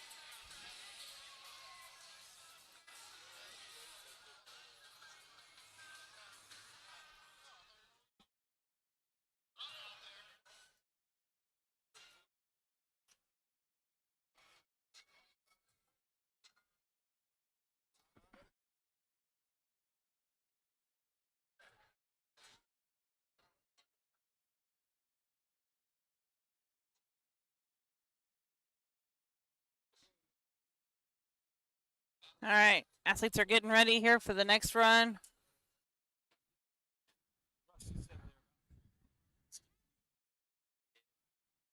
I think there's 3 more runs, and then there's a tiebreaker.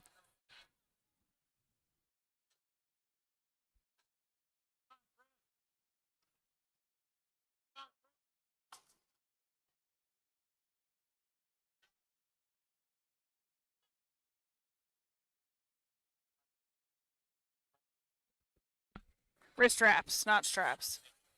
You're welcome.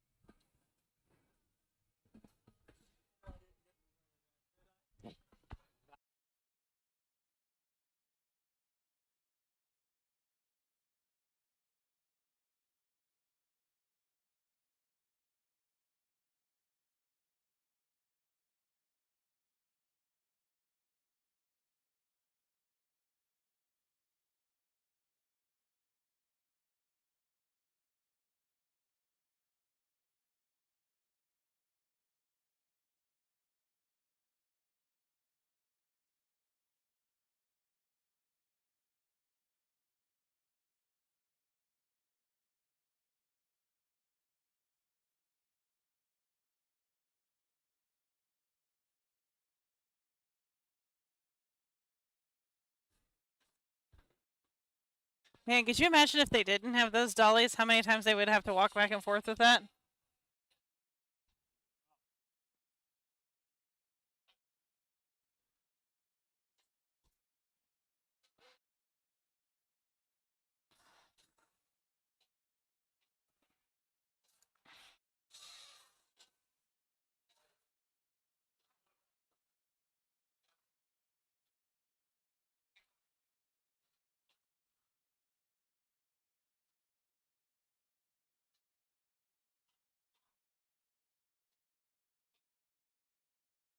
Oh, there is a tie. So the men's heavyweight has a tie, 7-7.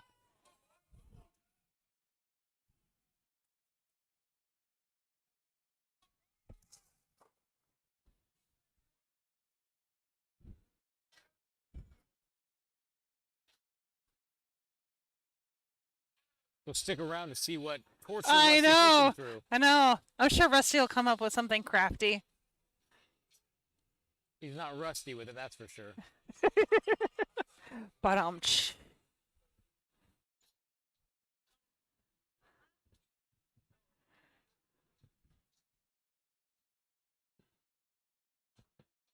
Maybe it's person press. person press? Pick up a person. How many times can you? Brian, are you volunteering to be lifted up in the air? Definitely not.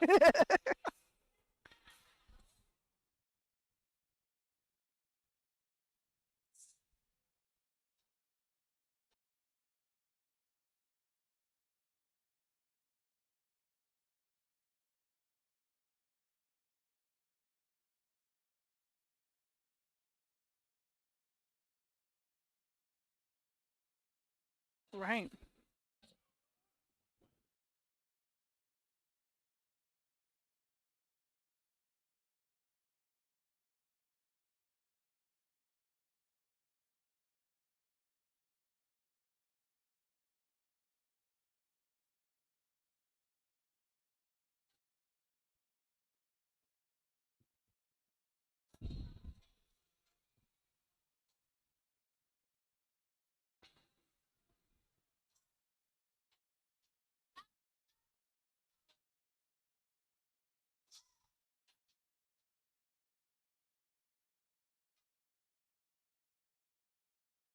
Quick feet. Ooh, central nervous system is feeling it. Ride.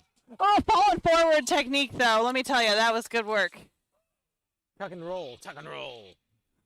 Yeah, but those like last 4 steps were probably like the fall forward sort of Oh, yeah. situation. Hey, it works though. All you gotta do is make it over the line, right? If it looks stupid and it works, it's not stupid.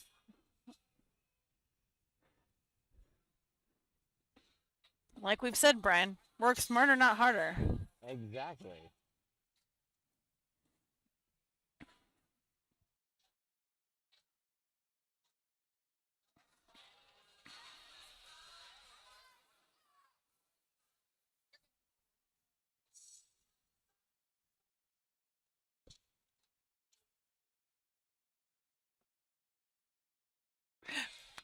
But also another phrase, teamwork makes the dream work.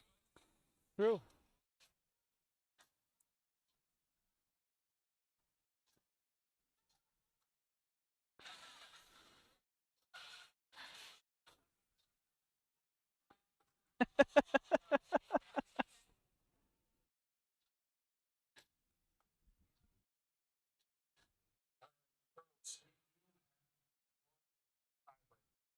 One tiebreaker. Scoop up. Mike Queen, let's go. All right, we're getting the tiebreaker. Don't know what it is. They're going to face off head to head, staring each other down, eye to eye, mano a mano. Hold for time. Winner take all. I'm so glad they're both shirtless. Is it true, strongman, if two is not true?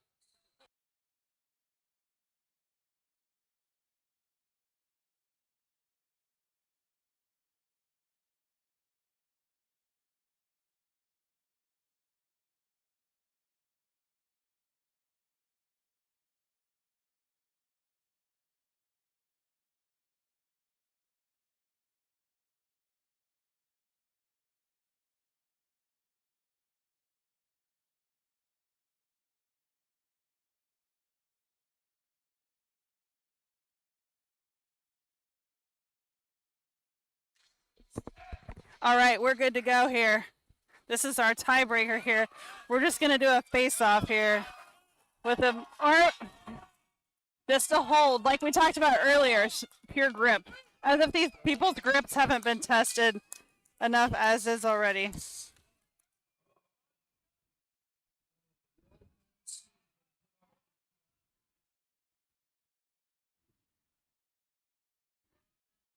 this is one of those head-to-head events where you start to zone out. You And you have to want to zone zone out. out. Yeah. That way you're not thinking about your hands. How much they hurt, your traps pulling you to the ground. Right. Oh, There we we had it. go. We were unaware of what the tiebreaker was, so we got as good of an angle as we could, as quickly as we could. Yes. Fantastic. Oh, All right. oh my gosh, that gave my blood flow going. All right, so we're gonna get all of the final scores. I think we are done for the day, so thank you, everybody. 5 minutes. And we will see you at the next strongman or powerlifting event hosted by the team. Yeah. All right. It's been a lovely afternoon. Lovely morning and afternoon. Done Yes. before 3. I know, right? Can't complain at all. Not even remotely. All right. Have a fantastic day, everyone. And